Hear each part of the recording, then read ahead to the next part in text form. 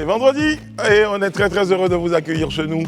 Et on est très heureux que vous nous accueilliez chez vous également. Et bien, c'est un partage d'accueil.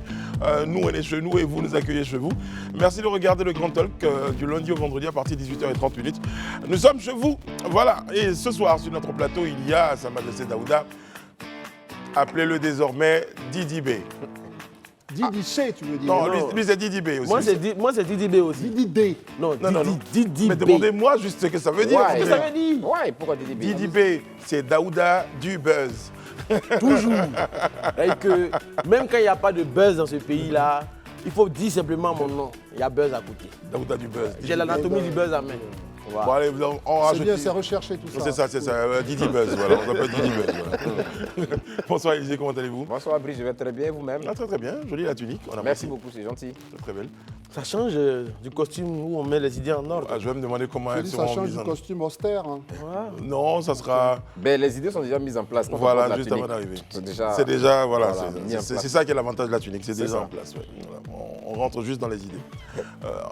André, vous connaissez le principe de la prise de parole à cette émission? Écoute, Bon, allez, ça va.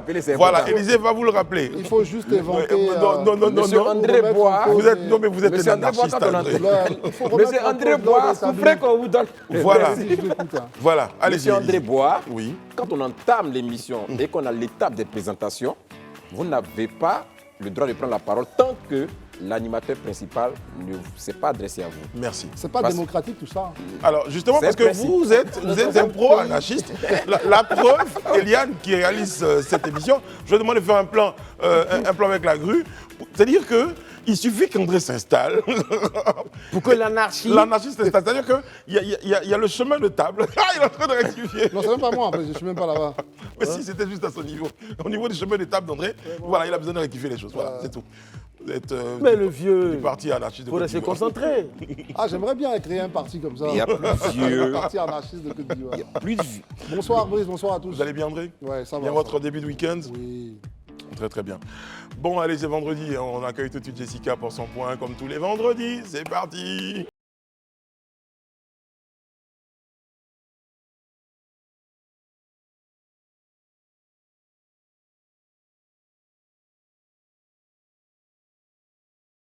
On parlera de ces entrées-là. Ouais. On en reparlera. Tant qu'on n'en parle pas en tant que bêtisier, moi ça me va. Hein. Non, pas du tout. On est très loin du bêtisier, je vous promets. On est en Côte d'Ivoire, on attache beaucoup, donc Non, c'est une belle entrée, je m'apprête à le dire. merci Bonsoir beaucoup. Jessica, comment allez-vous? Bonsoir Brice, je vais super bien et vous-même? Ça va très bien. Bah, justement, votre entrée aujourd'hui est accompagnée de musique. Et c'est Oui. pas sans raison. Ça, de Dja, de Aya Nakamura, j'en parlais il y a quelques semaines dans mon point, du concert d'Aya Nakamura qui avait fait sold out en seulement 4 heures. Et bien, il y a encore du rebondissement dans cette affaire. Jusqu'à mercredi dernier, Beyoncé a annoncé qu'elle fera un concert à Paris à l'occasion de sa tournée mondiale. Et devinez quoi? C'est le même jour que celui d'Aya Nakamura. Donc tous les fans de la Nakamura sont en train de se poser des questions. Est-ce que je vais voir la Queen Bee? Est-ce que je reste chez Aya? Donc il y en a même qui ont commencé à vendre leurs tickets pour aller voir la Queen Bee. Alors Brice, tu es la Queen Bee ou tu es du côté de Aya Nakamura? Alors, j'avoue On parle que... quand même de Non, performance, hein? Non, mais je suis à Caen, donc Agny, donc je vais pencher du côté un peu baoulé pour aller voir Aya. Pour aller voir Aya? Pour danser un peu de Dja. Exactement. Tu sais danser? J'ai fait mes preuves. Ok, en tout cas, moi, je peux te donner des cours hein, gratuitement si Très tu bien, veux. je pense que je vais en rajouter à ce que je sais déjà. Super. Et même Merci. à l'occasion de cette histoire sur les réseaux sociaux, tout le monde en a parlé, ce qui a poussé Aya Nakamura à répondre avec un tweet. Et je cite, Beyoncé, j'espère que ton concert dure 4 heures. On va tous aller te voir après mon concert, je te le dis. En tout cas, vivement le 26 mai, parce que qui vivra, verra. Vera. C'est tout à fait Votre ça. deuxième point? Oui, mon deuxième point, eh ben, c'est une ambiance de qualité, ambiance de paix et cohésion sociale quand Assalfo réussit à faire danser Bédier. C'est avec une grande joie qu'Assalfo a échangé des pas de danse avec le président Henri Konan Bédier lors de la cérémonie de remise de prix de Félix Houphouët-Boigny à Yamoussoukro ce mercredi dernier. En tout cas, c'est une très très belle image de fraternité, de cohésion sociale pour notre beau pays, la Côte d'Ivoire. En tout cas, chapeau, on espère que les choses vont se poursuivre de la même manière. En tout cas, nous ici on danse en attendant que le président vienne danser avec nous. Aussi, on espère du moins. Il y a un air de chorégraphie en vous aujourd'hui, Jessica. Ah oui? Si, je le sens, je le C'est sens. vendredi. Bon, en même temps, j'ai un talent de danseuse qui sommeille en moi, qui attend d'être réveillée. Donc, en attendant, on est en train de méditer. Il y a un jour, ça va vraiment exploser sur le plateau. Mais en attendant, on fait genre, on essaie de titiller un peu nos amis téléspectateurs. Très bien, je le Ce note. sera tout pour moi, Brice. Merci Jessica. Merci infiniment. Je vous souhaite une très très belle émission. Inutile de partir sans préciser que ce soir, je suis encore sapée par Nat Création. Bisous, à lundi. Merci, à lundi Jessica. Ah, sacrée Jessica. Des entrées et des sorties comme elle seule en a le secret. Bon, écoutez, vous écoutez la musique, hein, c'est les trucs de filles, hein, Ayana Kamura, Queen Bee, vous me direz, c'est Oui, ça? pas que. quand même. Moi, j'aime bien C'est- les deux chanteuses. C'est deux artistes en ce moment qui marchent fort. Donc, parmi leurs aficionados, il y a des hommes et beaucoup. Si, beaucoup, je le dis comme ça. Ouais, Parce qu'en bien sûr. général, bon, ces hommes-là, va savoir, ils sont peut-être aidés par leurs femmes. Ah, tiens, on va la concert de Queen Bee. Non, mais après, je reconnais, hein, je le dis juste parce que c'est vendredi, on a envie de charrier, mais ce sont de grandes artistes. Voilà, on le dit globalement. Des chansons de... Qui connaît une chanson de Beyoncé? Sur le Moi, plateau? à dire vrai, Beyoncé, je connais en termes de nom. Mais même- Aya Nakamura, pareil, mais je ne saurais pas vous donner un seul titre, honnêtement. Ah bon, hein? Oui, je ne saurais même pas. Même Mais vous exécuter. je sais pas. Bon, je connais les chansons, mais pas les titres. Voilà. D'accord. Maintenant, Fredonné. Une chanson fait... Fredonné. Une chanson ferait... Une Fredonné. chanson de qui? de Beyoncé, par exemple, mais la chanson ferait titre, comment? elle chante Allô, c'est H-A-L-O. Ah, c'est Voilà. le titre ou la chanson? C'est le titre de la chanson Allô que je connais. D'accord. Voilà, bon, hello, allô, moi j'ai dit en français. Voilà, anyway. Sinon, tu aurais pu fredonner aussi. Hein, ça aurait été Non, plus facile. c'est- Freddy le raccourci. Ah oui, C'est-à-dire, oui. on a entendu allô une à voix- hello. Une voix du ciel est venue dire c'est hello. Voilà. Maintenant, il y a Aya Nakamura, j'aime bien la. Amoussounglé. C'est Amoussounglé. Amoussounglé. Amizingulé. Amoussounglé. I'm single lady. I'm single lady.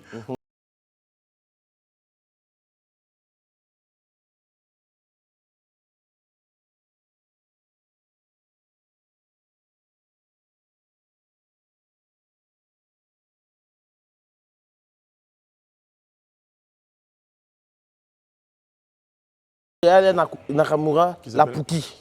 Ah oui, d'accord. Pouki. Oui, la Pouki. On va avec Pouki, ouais. Oui, Pouki, c'est pas j'adore la- Bon, moi la- j'aime bien Pouki. Mannequin quand même. Mannequin, C'est c'est juste Pouki. le dernier Mannequin, donc on va faire un peu de Pouki, un Non, peu de pas- le Mannequin. dernier, c'est Mannequin. C'est Le Mannequin, dernier, ouais.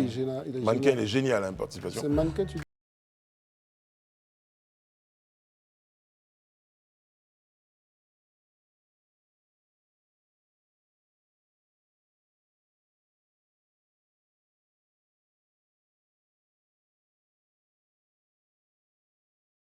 Là, ceux qui n'ont pas le son en ce moment, à l'émission, se poser des questions. Est-ce que Qu'est-ce que j'ai fait? Non, est-ce que tout va bien? Parce qu'on Non, pensait que- tout va bien, on est vendredi et puis. Non, le dernier, c'est Baby. C'est Baby. Dis à Thierry, il t'a envoyé Baby. Tape Ayana. Oh non, moi je Mannequin, je veux pas Baby. Baby, c'est Non, non, mon je dis truc. Baby pour ça, le tout dernier. C'est le tout dernier, C'est voilà. trop, c'est Mais magnifique. lui, c'est Mannequin qu'il veut, en fait. Mannequin, c'est bien parce qu'il y a un petit air de compas qui accompagne. Et j'en C'est parle. Mannequin qui veut. Mais c'est ce qu'il dit, en fait. Mais il dit le tout dernier. Est-ce que moi, je- Non, mais je rectifie. Vous m'avez dit que c'est pas le tout dernier.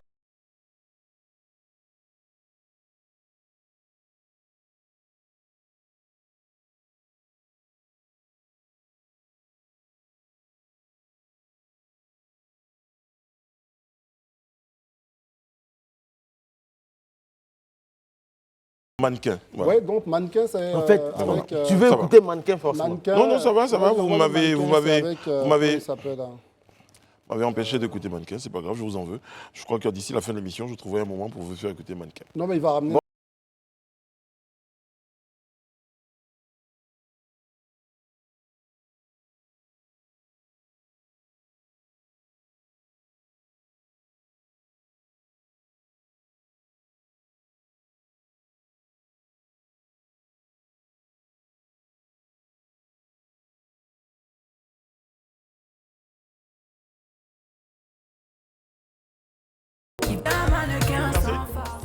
Ah, super arrangement. Et puis les Ouais, feats. un bon arrangement. C'est le côté zouk là que tu aimes bien. Ouais, on c'est dirait. ça, c'est comme ça que je Ouais, suis. je Je suis comprends, je un, comprends, je je suis comprends. un doux du zouk. Bon, allez, la prochaine information, je tiens à ne pas la commenter parce qu'il y a conflit d'intérêts sur cette information. Ah ouais J'avoue que Ah, mais de même quoi pendant la s'agit-il préparation de l'émission, en conférence de rédaction. Je n'ai pas souhaité commenter cette information. Je vous donne juste les titres et puis je vous laisse, comme dirait un grand chanteur de ce pays, les DJ, voici l'instrumental, tuez-vous. Débrouillez-vous. L'entraîneur de l'Africa Sport, dit-on, avoue son impuissance à monter en Ligue 1. Allez, Élisée, c'est à vous. Pardon, je vais faire la Gervinho. Je vais même mettre mon siège de cette façon pour dire que je ne suis tellement pas concerné par cette information. Ben, je vous laisse continuer. Non, je pense que C'est lui c'est... qui est là, ce coach Oui, c'est lui. Je pense que c'est une interprétation du confrère. Hein. C'est vrai que l'entraîneur a dit que c'est difficile parce que là, quels que soient les choix qu'il fait, il se rend compte que ça ne marche toujours pas. Parce qu'entre-temps aussi, il faut rappeler hein, que l'Afrique a été battue dans le film. Voilà, seulement avant-hier, 1-0. Alors que l'Africa, aujourd'hui, est en train de descendre un peu dans les profondeurs du classement. Donc, il se dit que... il dit que c'est difficile, mais ce n'est pas comme s'il a avoué ou il a dit que ce n'est pas voilà, son incapacité. Je pense que c'est le confrère plutôt qui est allé. Tu es juste en train de nous dire que c'est une affaire de titre. Voilà, c'est une affaire de titre. C'est le confrère, le confrère qui est allé avec ce titre. Sinon, l'entraîneur, il a juste expliqué effectivement qu'il traverse une mauvaise passe. Déjà, tout le monde le sait. Hein, et qu'en dépit de toutes les stratégies qu'il met en place, il se rend compte que la machine a du mal à prendre. La mayonnaise, pardon, a du mal à prendre et que la machine semble être grippée. Donc, c'est ce qu'il dit, mais il ne dit pas, il ne capitule pas pour dire que ceci dit, l'Africa ne peut plus monter, en fait. Non, et puis surtout, à vrai dire, ce qu'il essaie de faire comprendre là, c'est que il met un peu quand même ses joueurs face à leur responsabilité. Quand il dit qu'il est impuissant, ça veut dire que lui, une fois qu'il a mis les joueurs qu'il faut, il faut qu'eux mettent le ballon au fond, quoi. C'est ça. Et que voilà, donc le confrère a préféré dire l'entraîneur est impuissant. Mais comme beaucoup de coachs le disent parfois, moi je constitue la meilleure équipe. Et puis c'est à eux justement de jouer, de mettre de l'impact dans le jeu, d'être efficace face aux poteaux, etc., etc. Surtout que les journalistes lui demandaient est-ce qu'il avait besoin de renforcer son effectif. Il disait qu'aujourd'hui, les joueurs qu'il a, ils sont bons. Mais derrière, quand ils arrivent en match officiel, ils affichent de la fragilité au niveau mental. Donc, ils n'arrivent pas à jouer sur le... Surtout, et ça, c'est très important. Vous savez, l'histoire, on parle souvent du Real Madrid, tout ça. L'histoire du club, souvent, ça doit porter les joueurs à ne jamais rien lâcher. Donc, ça doit être une philosophie du club, en fait. Et là, on se retrouve avec un Africain qui est devenu fragile mentalement. C'est ça. Moi, je ne vous comprends pas, en fait. Je pense que toute cette pilule que vous essayez d'enrober, vraiment, Africa doit aller jouer. Non, l'Africa doit aller jouer tchèn-tchèn. C'est-à-dire que même si tu as tout fait, tu as enlevé le gardien dans les poteaux, que tu poses les joueurs de l'Africa devant les poteaux vides, ils vont rater. Non, je ne peux pas vous laisser dire ça. Non, tu vas me laisser dire ça. Je peux pas vous laisser Parce dire que ça. l'Africa, franchement, c'est une équipe à la dérive. Qu'est-ce qu'on peut faire pour Daouda, je pense que c'est... Je suis supporter de Mimo. Je suis Mimo, j'ai dit pour moi. Non, je comprends, mais il ne faut pas exagérer aussi. Parce qu'en dépit de sa défaite face à l'EFIM, quand même, l'Africa reste en troisième position. Même aux deux plateaux. Occupe la troisième place quand même de la Ligue 2. La troisième place de la Ligue 2. Et je crois qu'avec un peu d'effort, pourvu que, comme André le disait, vraiment après cette sortie-là de l'entraîneur, les joueurs soient fouettés dans leur orgueil et décident de s'élever. Parce que là, l'entraîneur, en tout cas, il déplore des choses, notamment le fait que ces joueurs, selon lui, ne semblent pas être prêts mentalement pour assumer l'objectif du club qui est d'aller en première division. Il sent cette fébrilité, il dit que ces joueurs n'arrivent pas à supporter la pression. C'est pas ce que je viens de dire en français facile. Ils n'arrivent pas à supporter la pression. Donc, je crois qu'après, on a vu des clubs comme ça où, effectivement, des sorties d'entraîneurs ont été le déclic, en fait. C'est-à-dire, quand l'entraîneur fait une sortie comme ça, les joueurs se sentent vraiment fouettés dans leur orgueil. On peut se permettre de dire même que je pense que c'est ce que recherche l'entraîneur. Voilà. C'est-à-dire qu'il dit publiquement comme ça que moi, je fais ce qu'il faut pour les joueurs, mais une façon de fouetter leur orgueil. Mais je ne sais pas, pourquoi est-ce que vous voulez trouver les mots forcément pour consoler Brice? Brice, ton club là, ça ne va pas. Allez-y jouer Tchèn-Tchèn de Jonathan Morrison, ça va vous aider. Mais vraiment, Ligue 1 là, laissez tomber.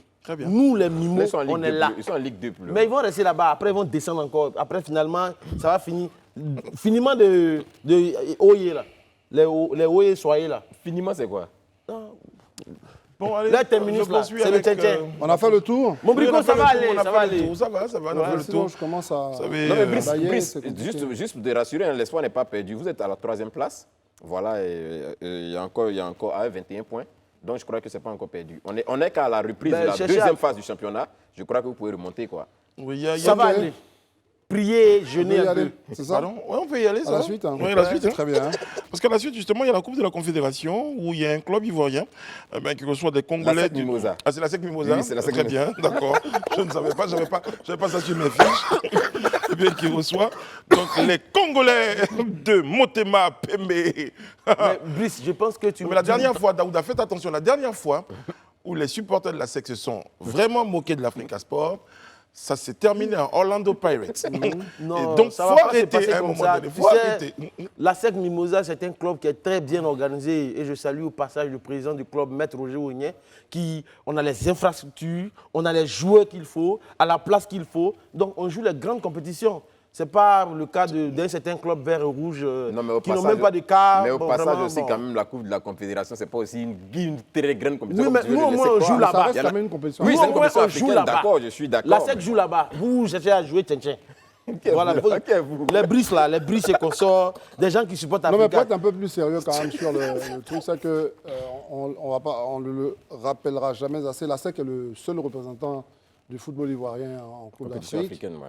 Ce qui est quand même, pour un football, un pays comme le nôtre, qui est un acteur important du football, c'est un peu famélique.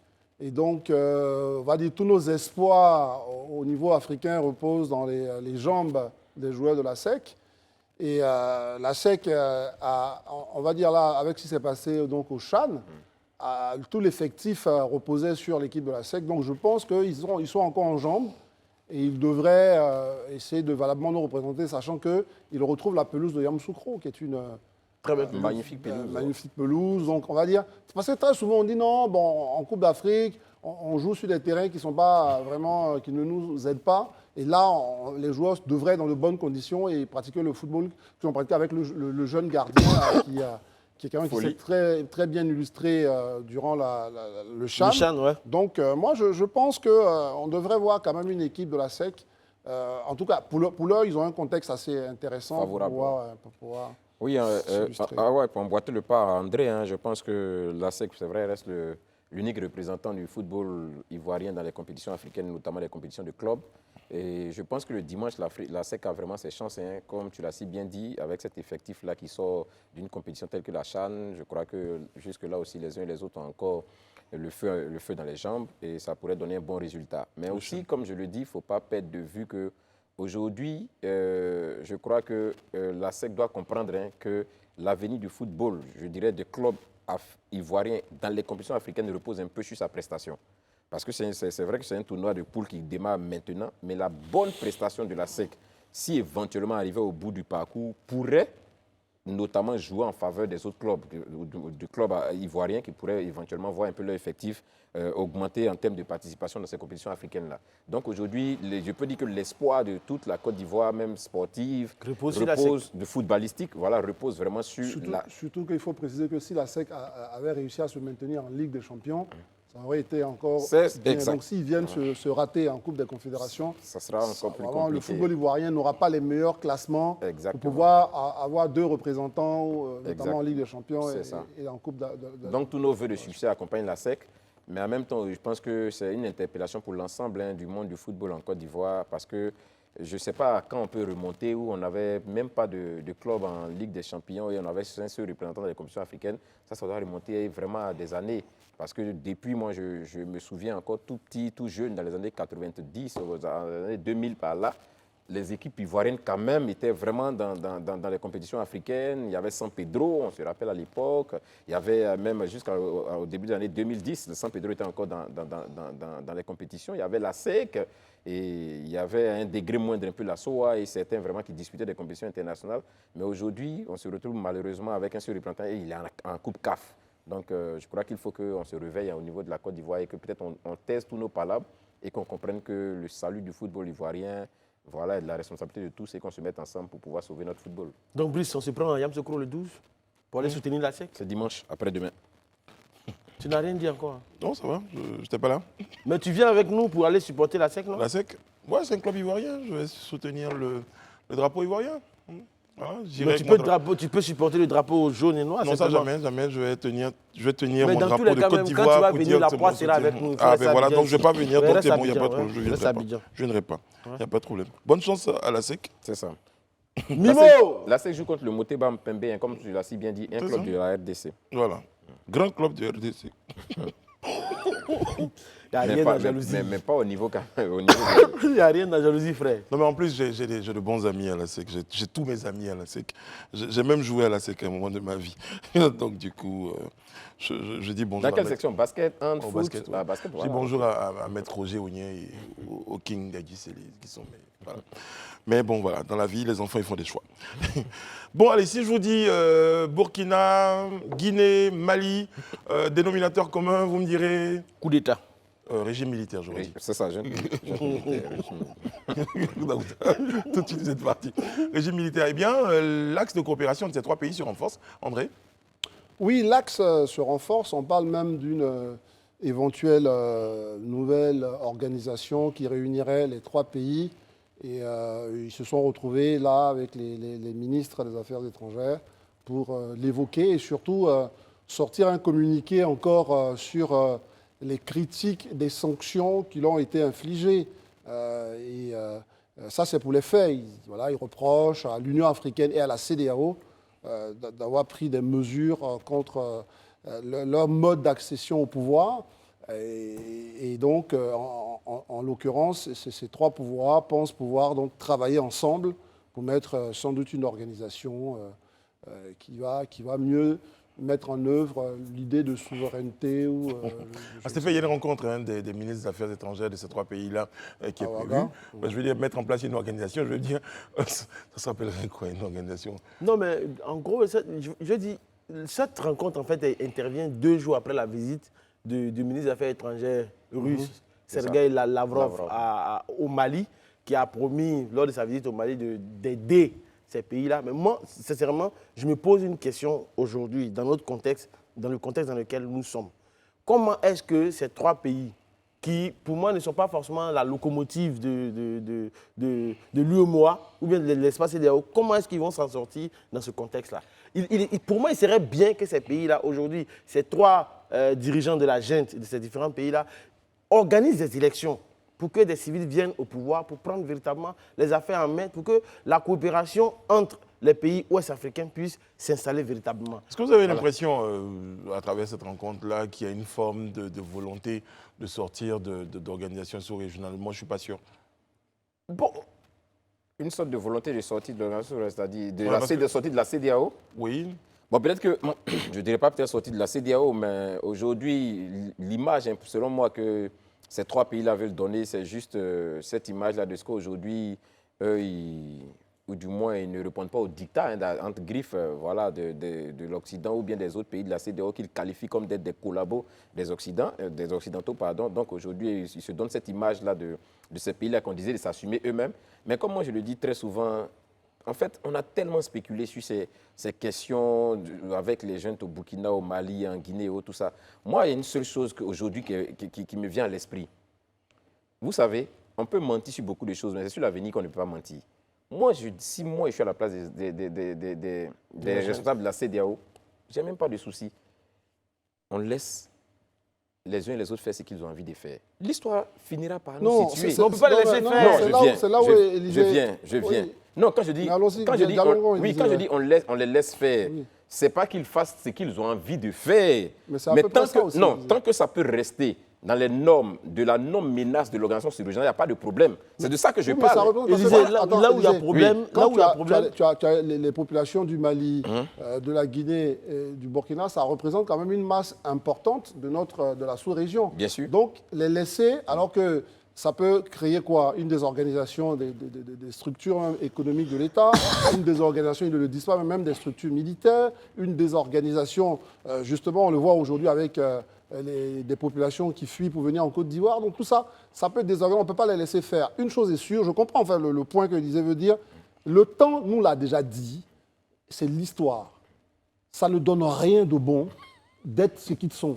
Il ne faut pas qu'on se blague. L'idée de panafricanisme qu'on essaie de vendre, ça ne trompe que ceux je lis un qui, message. de mon point de vue, excuse-moi, je finis là-dessus, ceux qui, de mon point de vue, ne regardent jamais la réalité avec des éléments d'objectivité. C'est-à-dire qu'ils voient le pouvoir, ils nous parlent de la France, machin, mais excusez-moi, on s'en fout de la France, ce n'est pas de ça qu'il s'agit. Les militaires n'ont rien à faire au pouvoir. C'est une affaire qui est claire, c'est un principe d'abord que tous les Africains. Et moi, je suis tellement malheureux de voir beaucoup d'Africains soutenir les militaires. J'ai dit, mais on a fait tout ça, les combats en 90 pour la démocratie, pour venir soutenir les militaires. Parce qu'en fait, moi, ce qui me mais les gens sont sérieux. Ce qui me choque dans l'histoire, et je comprends ton point quand il dit laissons-les faire. Je veux dire, ça, c'est une réponse de dépit. Mais aujourd'hui, si on laisse ces gens-là dans leur coin pour dire non, faites ce que vous avez envie de vous voulez faire, mais nous, on ne va pas s'en mêler. Mais aujourd'hui, on a 8700 Burkinabés qui sont à Ouangolo, qui sont à Kong et autres. Et aujourd'hui, le terrorisme est dans leur pays. Si on les laisse faire, si à un moment donné, on ne pousse pas ces États-là à organiser des élections crédibles pour que des civils viennent au pouvoir, pour qu'on puisse se mettre ensemble pour bouter hors de nos États ces terroristes, si on laisse ces 3 personnes-là, on ne va pas s'en sortir. Est-ce que je peux poursuivre? Bon, allez, poursuivez rapidement parce que je vais revenir à ce que voilà, tu as dit. Je pense qu'il est important quand même de clarifier, il faut les laisser faire. Comme je l'ai dit, les laisser faire dans les thèmes de l'acceptable, de ce qui n'entrave pas la paix ou bien la sécurité au niveau de la CEDEAO. C'est ce que j'ai dit en entame tout à l'heure. Quand je dis les laisser faire, aujourd'hui, est-ce que vous pouvez interdire à Assimi Goïta, à Ibrahim et tout ça de se tourner vers la Russie? Non, ils l'ont dit. Non, mais qui parle de Russie? Je viens, voilà. Mais je le relance mais surtout, il faut terminer. Non, mais parce que si vous... Parce que là, le problème, c'est que quand il ne finit pas un argumentaire, quand vous intervenez comme ça... Il l'a dit. Ben non, il n'a pas fini, parce qu'il est obligé de préciser une pensée. J'espère qu'il y aura une nouveauté. Il précise sa pensée. André restera André. Ils sortira André surtout. Voilà, donc je dis... Personne ne pourra les empêcher de faire ce qu'ils ont envie de faire, c'est-à-dire établir les relations, redéfinir leur coopération comme ils le veulent. On ne peut pas les empêcher de le faire. Ils le feront. Moi, je dis, on laissera l'histoire et puis on regardera. De toute façon, ce n'est pas une première. Quand on regarde l'histoire même de la décolonisation de l'Afrique, pour ceux qui ont quand même qui ont lu, qui ont fait de la lecture, on sait où aujourd'hui, quand on regarde les différents pays et autres, on sait ceux qui étaient partis pour la décolonisation avant 1960 et ceux qui sont partis après 1960, qu'on aussi négocié le virage. Mais aujourd'hui, les résultats sont là. On n'a qu'à regarder juste les pays, on n'a qu'à regarder juste... C'est quoi la conclusion, c'est quoi? Non, la conclusion où je veux arriver, en fait, c'est dit quoi? C'est de dire que pour moi, je crois intimement à mon fort intérieur que la décision qu'ils ont prise ou bien que le chemin qu'ils sont en train d'emprunter n'est pas le bon. Mais aujourd'hui, nous, on ne dispose pas de moyens pour dire qu'on va les arrêter dans leur initiative. Ce qu'on veut leur faire comprendre, c'est de les ramener à l'histoire et leur dire que ce que vous êtes en train de faire, ça a été fait par des prédécesseurs avant. Voilà le résultat que ça a donné. Donc vous partez tout droit dans le mur. C'est juste ça, en fait. Le problème, dans notre contexte aujourd'hui de mondialisation, parce que eux, leurs erreurs, finalement, c'est les pays limitrophes comme la Côte d'Ivoire et d'autres pays qui vont en payer le lourd tribut, en fait. À un moment donné, on sera obligé de supporter, comment on appelle ça? Donc, moi, j'ai une question pour vous. Peut-être qu'André vous aidera dans la réponse. Aujourd'hui, est-ce que, quand on vous entend, on a un peu l'impression qu'à un moment donné, vous avez évoqué tout à l'heure la question des 8700, est-ce que vous pointez un peu du doigt la responsabilité de ces régimes militaires-là dans l'avancée du terrorisme? Mais bien sûr, parce qu'aujourd'hui, on a vu avec le Mali, avec Assimi Goïta, au lieu de se concentrer à bouter les terroristes de son pays, il est concentré sur d'autres affaires. Parce que quand tu viens au pouvoir, par exemple, pour dire je viens chasser les terroristes dans pays, et que tu ne te concentres pas sur ça, tu te concentres sur autre chose, pendant que les terroristes avancent, mais ça menace l'intégrité de nos États. Et les ressortissants de ces pays-là se retrouvent chez nous. On doit les prendre en compte. L'humanitaire nous demande de faire cela. Le droit international nous demande de faire cela. Donc, il ne faudrait pas que leurs erreurs se répercutent sur les autres pays. On ne va pas payer pour les bêtises des autres quand même. Non, mais moi, pour revenir à tout ce que Élisée a expliqué comme argument, moi j'entends bien, je pense que ce qu'il veut juste dire, et ça se comprend, c'est que c'est à la tâche, au final, qu'on va juger mieux ce qu'ils font. Mais je dis juste que la CEDEAO, leur présence et puis tout ce qu'ils sont en train de faire, ça consacre les faiblesses de la CEDEAO. C'est-à-dire qu'à un certain moment, la fermeté qu'on doit avoir vis-à-vis des coups d'État militaires, ça doit être inscrit dans la charte des nations parties prenantes même à la CEDEAO. Il est hors de question de collaborer avec... On s'est fait avoir parce que nous-mêmes, on a été pris en otage. Quand on a sorti les sanctions, il y a même des intellectuels qui sont vraiment, je pense, assez sincères, qui ont commencé à parler, non, on accessit le Mali. On n'accessit pas le Mali. On dit juste à des gens, tant que vous êtes là, on ne va pas vous donner les moyens de gouverner. C'est de ça qu'il s'agit, c'est ça la réalité. Et quand on leur a donné les moyens de gouverner, ben, ils continuent leur petite propagande de putschistes, etc. J'ai entendu même des intellectuels et des anciens présidents mettre sur un même pied un coup d'État, d'après eux, institutionnel, et puis un coup d'État militaire. Je trouve que c'est une vaste blague. Ce raisonnement est faux et il est bancal. Parce que, Brice, la différence, c'est que quand quelqu'un fait un coup d'État institutionnel, le peuple peut manifester. C'est-à-dire que les gens peuvent manifester si quelqu'un a détourné la Constitution pour se maintenir au pouvoir. C'est-à-dire que les éléments de la démocratie sont réunis. Puisque le jeu, c'est la démocratie. Ce n'est pas le fait qu'on manipule la Constitution. J'entends les gens. Mais oui, on peut manipuler une Constitution, mais le peuple qui n'est pas d'accord va manifester. Mais quand un pouvoir militaire prend le pouvoir et que tout le monde est menacé, mais la démocratie n'existe plus. Il faut comparer ce qui est comparable. Donc là, aujourd'hui, moi, je suis triste de voir que des gens ils vont se réunir. Quel est le point commun entre ces trois pays-là aujourd'hui? C'est des jeunes qui sont au pouvoir qui veulent nous faire croire que non, ils peuvent se réunir parce que ces pays ont le même destin. Ces pays n'ont pas le même destin. Ils sont en train de protéger leur petit beefsteak. Donc ça n'a strictement rien à voir avec les Maliens. Parce que finalement, les populations maliennes, guinéennes et burkinabées ne profitent pas. C'est eux qui profitent au final. Oui, mais justement, est-ce que ces personnes dont vous décrivez un peu les actions aujourd'hui n'ont pas surfé sur une forme de détresse que ces populations-là vivaient avant dans les régimes dits civils? Oui, non, monsieur, on peut juste un mot là-dessus. Oui, bien sûr, c'est ce que beaucoup disent. Moi, j'ai entendu, je le cite, ça fait un moment, Alain Toussaint ici, il a toujours défendu cet argument de IBK avait pris en otage. Oui, mais IBK a pris en otage. Il y a une grande avancée, parce que pour parler sur les faits, justement, il y a une grande avancée sur IBK. Tout à l'heure, Daouda pointait du doigt la stabilité du régime militaire concernant l'avancée du terrorisme, mais sur le régime civil également, il y avait quasiment la moitié du territoire malien qui était... Je prends cet exemple-là également pour le Burkina Faso. C'est pour ça qu'il faut qu'on réponde à ça.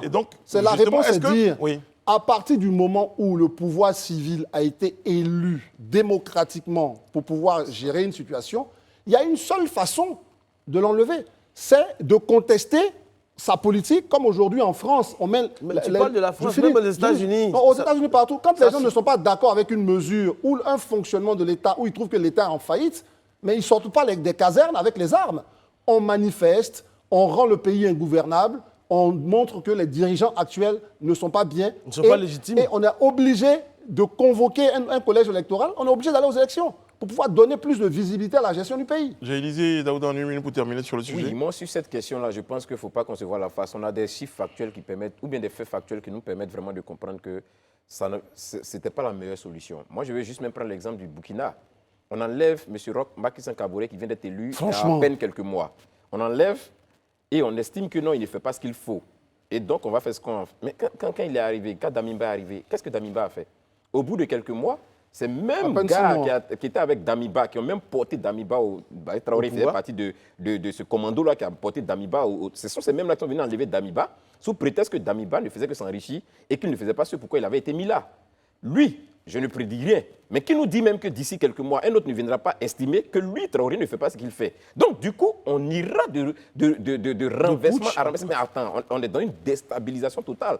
Et c'est pourquoi je dis... Quand on imagine que c'est moi, je peux comprendre aujourd'hui, mais encore même le civil, il a pour lui, je dirais, même si cela n'est pas forcément quelque chose qu'il faut admettre, mais il a pour lui un peu une excuse du fait qu'il soit un peu civil. Mais vous êtes militaire, on est engagé dans un conflit armé avec des terroristes. Donc, en réalité, si vous estimez que le civil n'a pas été à la hauteur et que vous, militaires, vous êtes venus, mais les résultats devaient être probants, devaient être visibles dans les mois, les semaines qui suivent. Aujourd'hui, quel bilan on fait? On dit qu'Ibrahim Traoré a déjà libéré 2 localités qui étaient aux prises des... Sur combien? Non, mais il a déjà libéré 2 localités sur combien? Et aujourd'hui, est-ce qu'ils ont la situation exactement? Pendant qu'on lui dit même si le nombre... 30 secondes avant d'aller à la pause. 30 secondes, André, avant d'aller à la pause. 30 secondes, oui, bien sûr, il n'y a aucun problème. Moi, je ne veux même pas m'arrêter sur le nombre. Je veux juste m'arrêter sur le fait que la présence des militaires déstabilise encore plus nos pays. C'est un débat que personne n'a envie de voir en face. Ouais. Quand on va solliciter des... Comment tu les appelles ces jeunes qui viennent, des jeunes volontaires, etc. Mais on crée les germes de quoi? On va créer les germes d'une déstabilisation parce que ces jeunes volontaires-là, ils vont aller faire la guerre alors qu'ils n'y sont pas préparés. Et quand ils ne sont pas préparés, ça va les déstabiliser mentalement et c'est des gens qu'on va devoir gérer après la crise. Donc il y a une forme d'irresponsabilité même de ces militaires-là. Parce que tant que vous êtes militaire, pourquoi vous allez chercher les jeunes volontaires? Donc les pouvoirs n'auraient pas pu, enfin les pouvoirs civils n'auraient pas pu utiliser les jeunes volontaires. Donc la solution finalement, elle n'est ni extraordinaire. La solution, c'est de laisser la démocratie utiliser ses leviers pour faire avancer nos pays. Et au milieu de tout ça, il y a des populations qui souffrent, il y a des populations qui se déplacent. C'est ça le drame, justement. Plus de 10 000 déplacés, donc même des réfugiés, parce qu'ils quittent le Burkina Faso pour la Côte d'Ivoire et ces personnes-là sont dans des conditions, quittent leur pays. Elles n'ont jamais souhaité ces situations-là et c'est bien dommage. Pour elles, on a une bonne pensée. Surtout, qu'on va évoquer dans les prochaines sessions de ce rendez-vous-là, la question de la fameuse force antiterroriste ouest-africaine de la CEDEAO. Il faut qu'on en parle un tout petit peu. Oui, c'est un débat qu'on peut ouvrir. On va l'ouvrir. C'est très important. On va l'ouvrir. On marque une courte pause, on se retrouve derrière pour la suite du Grand Talk. Et on va lire quelques réactions sur nos pages des réseaux sociaux. À tout de suite. Nous sommes de retour sur le plateau du Grand Talk avec quelques réactions. Tiens, Dominique Yaba et Yeti Ouattara. Bon, oui, je suis Africa Sport depuis longtemps, depuis que je suis tout petit d'ailleurs. Donc du coup, je vous comprends. Bon, après d'autres réactions concernant donc notre débat. Chaque coup, lui disait... ok, on est passé de... En fait, il évoquait le fait qu'aujourd'hui, j'ai lu le commentaire, il faut que je le retrouve. On est passé d'une coopération avec de la France à la Russie, donc d'un blanc à un autre. Non, mais ça a quoi à voir? Non, lui, il estime qu'ils ont quitté un maître blanc pour aller chez un autre maître blanc. Non, ce que je voulais dire, c'est que le débat, ça n'a rien à voir avec le fait qu'ils soient à la Russie ou pas. Ils peuvent être à la Russie, c'est leur droit. Mais après, le vrai sujet, c'est de venir nous raconter qu'à eux trois, ils représentent une nouvelle façon d'engager les relations interafricaines. Je dis non, arrêtons, c'est pas... Et là même où il y a encore une escroquerie, c'est que comment des pouvoirs qui sont des pouvoirs de transition peuvent engager, je dis que le destin de leur pays en voulant monter des comment vous appelez ça, consortiums, des liens, des trucs. Non, il faut que ce soit un pouvoir élu qui engage vraiment sa responsabilité sur ce genre de choses. Il faut qu'on arrête. On ne peut pas, les Africains, vraiment, excusez-nous, il y a un président qui a dit l'Afrique, j'étais totalement d'accord, même moi je m'interroge, que l'Afrique n'a pas suffisamment ancré dans l'histoire. Mais ça veut dire qu'on ne tire même pas les enseignements de notre propre histoire. Aucun Africain ne doit soutenir un coup d'État. Il n'y a pas un qui doit le faire. Non, mais André, il ne faut pas aussi être radical pour dire les Africains. Certains Africains, parce que je ne pense pas que ce soit oui, les pratiques de tous les Africains, en fait. Oui, bien sûr. Voilà, parce qu'aujourd'hui, quand même, pendant que cela se passe, il y a d'autres pays, quand même, où on sent des gens qui sont en train de chercher à avancer, à aller de l'avant, chercher même à titiller les Occidentaux. Donc, non, c'est-à-dire que j'espère que vous m'avez compris quand je dis ça. Non, on a bien compris. Mais c'est important pour nos téléspectateurs aussi de faire ces clarifications aussi. Voilà. Romacia nous dit dans ses propos. Alors moi je veux bien lire les propos quand ils sont bien construits, quand ils sont surtout... je vais essayer de vous donner un coup de main si vous voulez. Non, mais je veux dire, quand on a des invectives sur les propos, non, c'est une émission de débat, c'est une émission d'idées. Il y a des gens qui sont dans l'invective. Oui, vous partagez vos idées, on va les lire. Mais bon, tout ce que vous nous apportez comme élément de contradiction. Oui, c'est comme quand moi je lis quelqu'un qui écrit Roger Kahn, André ferme là, mais c'est une leçon qu'on doit lui donner en fait. Vous savez, non, je peux faire lire parce que pour que les gens comprennent. Je ne sais pas, si vous n'avez pas vraiment la capacité de supporter un débat, vous n'avez rien à faire là. Un débat, M. Roger Kahn, c'est un ensemble d'idées qu'on partage. On n'est pas obligé d'être d'être d'accord. Si vous n'êtes pas d'accord avec une idée, apportez de la contradiction. C'est tout. Vous êtes dans des trucs, vraiment, à un moment, excusez-moi, mais et là, c'est vraiment pas une injure, mais vous n'êtes pas à la hauteur. Vous n'avez rien à faire là. C'est un débat. On a le droit, dans un pays, comme en tant qu'Africain, d'émettre des avis. Mais vous êtes là à faire, donc si on ferme là, vous êtes le seul à parler de l'Afrique et vous êtes content. C'est bon, les autres doivent se taire. Monsieur Roger, quand je vous regarde dans les yeux, parlons-nous. À un moment, il faut arrêter. Ah ouais. Si vous n'avez pas d'argument, partez. En même temps, au passage, je te dis, Roger, quand c'est un avatar qui est caché derrière un faux profil, oui, j'ai eu le temps d'aller parce qu'il m'a longuement invectivé. Donc finalement, je ne suis plus parce que finalement, quelqu'un qui se cache derrière un avatar pour parler, qu'est-ce que tu attends de cette personne? À un moment donné, il faut passer next step. D'accord. Parlons moi, aux personnes plus sérieuses. Je pensais que c'était quelqu'un qui existait. Non, en fait, j'en ai parlé ici, on a affaire à des trouillards qui ne peuvent pas assumer leur responsabilité. Non, il faut assumer. Les fameux poltrons, là, ils ne peuvent pas dire clairement leurs avis sans se cacher derrière des avatars. Je vais vous lire un message de Roger Kahn, cette fois, qui a décidé de donner son avis. Il vous parle du coup d'État et les chefs d'État qui tripatouillent la Constitution pour demeurer au pouvoir. Mais on a déjà répondu que ce n'est pas du même niveau. Quelqu'un qui tripatouille une constitution, vous avez l'occasion de faire une marche. Vous pouvez contester, vous pouvez rester en justice, vous pouvez envoyer vos militants, vous plaindre dans la rue de façon massive. C'est ça la beauté de la démocratie. Mais je te donne un exemple palpable qui s'est passé aux États-Unis. Je termine. Aux États-Unis, lorsque qu'on appelle ça, Trump faisait ses trucs aux États-Unis. Mais Les Américains ne voulaient pas de lui, mais ils ont enclenché le impeachment. J'ai une question pour vous, André. On va faire un débat aujourd'hui. J'aime bien, je vais faire un débat. Oui, mais de sa présidence, je voulais réagir. Mais sans pour autant prendre les armes, sans pour autant chercher à le dégager de là. Voilà, on a compris, on a fait le tour, on a fait le tour sur la question. Okay, mais bon, vu qu'on est dans oui, vu qu'on est dans le jeu, engager aujourd'hui un débat avec nos amis internautes, parce qu'ils nous envoient des messages, et comme ils nous envoient des messages, ils souhaiteraient bien qu'on en parle. Roger Kandi, oui, André, tu réagis comme si tu n'étais pas un Africain. J'aimerais bien que vous réagissiez à ça. Oui, enfin, je disais simplement que quand je parle... C'est quoi être un Africain? Je viens. Quand je parle d'Afrique, un Africain, c'est quelqu'un qui est originaire d'Afrique, comme nous tous. Non, mais je veux dire... Je viens. Quand je parle d'Africain, c'est-à-dire que ce que je veux juste dire, c'est que certains Africains ne devraient pas... Je vais plus loin. Non seulement certains Africains, mais aucun Africain ne devrait soutenir un coup d'État. Parce qu'on sait les affres des coups d'État. On sait ce que ça nous a créé. C'est ça que je veux dire. Ça ne veut pas dire que je ne suis pas africain ou l'autre n'est pas africain. Non, je veux dire, un coup d'État, nous on sait ici. Les Polonais, les autres, ils n'ont pas vécu les coups d'État de façon récente, même si on sait ce qui s'est passé dans des pays comme la Pologne, la Hongrie, etc., sous l'URSS. Mais ce que je veux dire, c'est qu'on sait que les coups d'État n'apportent rien de bon. Et vous voulez mettre ça en comparaison avec quelqu'un qui tripatouille la Constitution. Mais bien sûr, tripatouiller la Constitution, c'est une mauvaise chose. Mais ça offre encore des moyens de lutte politique. Afin Guesson s'est assis dans un studio ici et d'autres pour critiquer le tripatouillage de la Constitution. Vous pouvez trouver quelqu'un qui va aller s'asseoir à la télévision malienne pour dire que la junte fait n'importe quoi. C'est possible ça? C'est un moment comparer ce qui est comparable, les amis. Très bien. J'ai un autre message justement de Kwaku Jules Conan. Les arguments de André sont trop légers. Dommage qu'il n'y ait personne pour le contredire. Et justement, je vous invite à nous envoyer la contradiction. Non, moi j'aime bien. Je lis ces messages-là parce que toute cette phrase pour nous dire ces arguments sont légers. J'aimerais bien vous lire, monsieur Kwaku Jules Conan. C'est l'autre Kwaku. Apportez-nous un élément de contradiction. Je vous promets que je vais lire. Ça va certainement apporter la contradiction, André. Parce que c'est ça la démocratie. Et j'insiste là-dessus. Donc j'attends vos propositions. Kwaku Jules Conan, parce que vous estimez que les arguments d'André sont trop légers, c'est votre droit.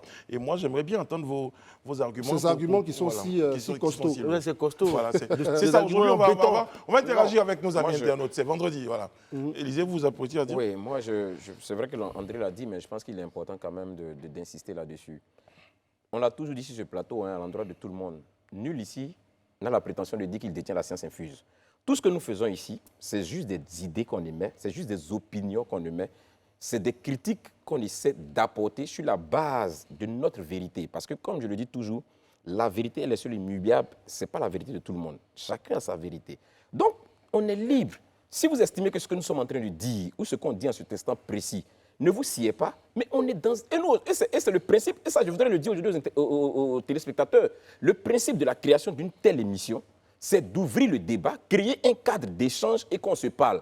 Nous, on préfère qu'on échange ici et qu'on ait des avis contraires, plutôt que demain, on soit en train de s'entendre dans des carrefours avec des machettes et des fusils. Et cette attitude qu'on a, juste d'insulter, quand quelqu'un est en train de développer son argumentaire, juste d'insulter, mais c'est à ça que ça ramène justement. Très bien. Oh, c'est ce qu'on ne veut pas faire. Il faut qu'on ait la possibilité de se parler. On n'est pas d'accord avec la vie, mais c'est juste des débats, on échange. Alors, on ne dit pas qu'on a ça, justement, ça aussi, c'est important de le préciser. Je poursuis, M. Bologue, merci beaucoup. Kwaku Jules Conan vous dit, André Bois, savez-vous que le président de Gaulle a fait un coup d'État? Je vais pas lire la suite de la phrase parce que je ne vais même plus vous lire. Voilà, parce que je vais dire... Mais on veut lui donner de l'importance en pensant qu'il J'ai commencé même à lire le début de la contradiction en disant, mais vous allez apporter encore de l'effectif. Finalement, vous n'êtes pas quelqu'un avec qui on peut continuer à discuter. Mais en plus, M. Kwaku Conan et ou la bataille qui est derrière, parlez de ce que vous connaissez et sachez faire des comparaisons, c'est important, ce n'est pas une injure. Vous ne pouvez pas être contre les coups d'État et me donner un exemple d'un supposé coup d'État de De Gaulle. Mais enfin, comment votre analyse est faite? Soit vous êtes d'accord avec le coup d'État de De Gaulle, soit vous ne l'êtes pas. Donc si vous n'êtes pas d'accord avec le coup d'État de De Gaulle, ben, vous n'appréciez pas les coups d'État qui viennent d'Assimi ou de qui que ce soit. C'est juste une question de logique, en fait, l'ami.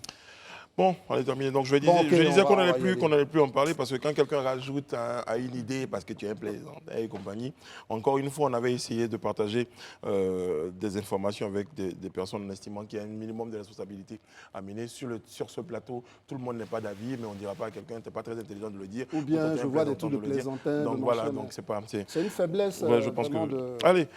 On va passer à autre chose. Ça va finir par leur passer. Je pense qu'à chaque fois, à force de suivre, ils comprendront parce que, bon, comprendront que le plus important, nous, de toute façon... Élysée l'a dit, c'est on le a plus- une mission, faire en sorte que la démocratie vive et on offre les plateaux, on vous bien donne sûr. Internet pour discuter, c'est pas pour venir une chose. Profitons un peu, les amis, de la chance qu'on a. Nos parents n'ont pas eu ça. Ils ne pouvaient même pas avoir un espace pour s'exprimer. etc. Donc vous l'avez aujourd'hui, vous préférez faire de donner dans l'invective. Je ne suis pas d'accord Ça n'a avec de sens. Alain. Je lui dis, Alain, je ne suis pas d'accord avec C'est toi, ça. parce que c'est ce que je pense, c'est ce que j'estime. Mais bon, Très anyway. bien. Charles Guessin sur notre plateau, il vient de nous rejoindre. Bonsoir Charles. Il est le temps Merci, sur notre débat. installez-vous. Charles Guessin, vous êtes fondateur et gérant de la start-up Cité Group. On présente cette start-up à nos téléspectateurs. Bien sûr. Bonsoir à tout le monde. Merci à Live TV. Je suis Charles Guessin, fondateur donc, de Citep Group.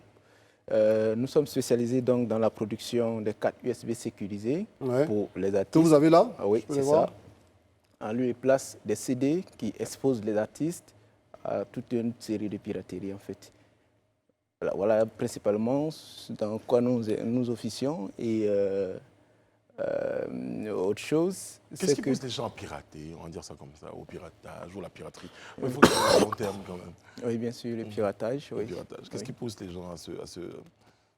Ben, en fait, en réalité, on a chaque année entre 10 et 15 millions de CD d'abord produits en Afrique. Mais sur ces 10 millions et 15 millions, on a seulement 2,5 qui sont originaux en fait. Pourquoi? Ah ouais. Parce que les supports qu'on utilise donnent la possibilité aux gens de pouvoir donc le faire en fait. Vous voyez un peu quand en 1963, quand les cassettes à bande sont sorties, ça a créé un gros scandale. Là même, j'ai mon poste radio, je mets la cassette ici, j'appuie les deux boutons, tout de suite, je mets l'autre cassette, c'est en train d'enregistrer là-bas en fait. Donc ça a créé un gros scandale. C'est là que, en 1974, Sony et Philips vont se mettre ensemble pour créer déjà les compact disques. Donc aujourd'hui, par exemple, par rapport à la question, ce qui pousse les gens, c'est donc le support disponible, mais en même temps, l'envie de chercher c'est-à-dire qu'avoir, parce que la piraterie, on va se dire que c'est lorsque je prends la chanson de quelqu'un et je m'en vais reproduire pour vendre en fait. C'est ça. Vous voyez un peu. Donc les gens veulent s'enrichir, mais d'une manière illégale sur le dos des artistes en fait. Ah, parce Ouais, qu'Alpha ils Blondy a s'enrichissent au retrouvé... détriment des artistes. Alpha Blondy aurait retrouvé ses CD vendus au Oui, dans la Brésil, rue, bien sûr. dans la rue de Sao Paulo, Ouais, sans qu'ils sachent. Mais moi, ce que je veux savoir, en fait, c'est qu'aujourd'hui, vous, avec votre carte, Oui. votre clé USB, Oui. comment est-ce que ça protège les données de cette Les chanson artistes. Ok. pour ne pas qu'on puisse pirater Ah oui, aujourd'hui? bien sûr. Parce qu'en même temps, on voit dans la rue les mêmes personnes en train de vendre des chansons sur les clés aussi. Des clés. D'abord, Je veux premièrement. qu'il réponde. Gardez vraiment la réponse là. Oui, s'il vous c'est plaît. Je vais dire pourquoi. Je veux qu'on revienne justement sur. Il y a un vrai changement de modèle C'est ça. pour ce qui est la consommation de la musique. Ça, il faut qu'on en parle un instant. Bien sûr. Pourquoi justement vous avez décidé de vous orienter vers ce système de digitalisation qui pour vous est peut-être l'un des moyens, et vous allez expliquer le moyen, mais pourquoi c'est ça. aujourd'hui il fallait que vous vous intéressiez au support digital? Juste ça, et puis on embraye sur la Bon, technologie. tout d'abord, ça vient aussi de là où est venue l'idée. Hein. De là où est venue l'idée, parce que déjà, moi, étant embauché dans une structure de la place, et je suis approché par un artiste en 2016 qui me dit ben, je veux que tu sois mon manager. Oui, tu es un jeune cadre, je veux que tu m'aides un peu et tout. Donc, dans cette démarche, on produit 5000 CD. On produit les 5000 CD. Il y a eu d'abord la difficulté déjà De les écouler. de les écouler. Mais en même temps, ce qui a été écoulé, il y a eu toujours des retours négatifs. Non, ça ne passe pas ici, ça ne passe pas là. Et on avait toujours du mal, peut-être pour aller à une prestation, pour prendre ne serait-ce que 500 CD, c'était toujours difficile à cause du poids. Donc c'est de là maintenant qu'on a dit, OK, d'autant plus que nous ne sommes pas à un pays. C'est vrai qu'aujourd'hui, quand on regarde le taux de, comment on appelle ça, de personnes connectées en Côte d'Ivoire, selon les derniers recensements, nous sommes autour de 11 millions de personnes connectées, mais les plus actifs Sur sont... 29 millions. Oui, les plus actifs, autour de on 5, est pratiquement à 5 millions. Déjà 5, 6. Voilà. Donc, quand on regarde déjà cette masse, c'est un griffe un peu plus énorme, mais en même temps, on s'est dit, ben, on n'est pas encore passé à un stade où la connexion est totalement gratuite ici, où dans les milieux reculés, tout le monde peut avoir une œuvre en téléchargeant sur une plateforme de streaming. Mais il faut quand même donner un support adapté. Parce que quand on a regardé un peu, depuis 1877, où on a eu les premiers supports, l'invention des premiers supports phonographiques, jusqu'en 2016, où nous, on va faire sortir ça, on a pratiquement 25 inventions de support phonographique. Le support, depuis la première truc avec Sony.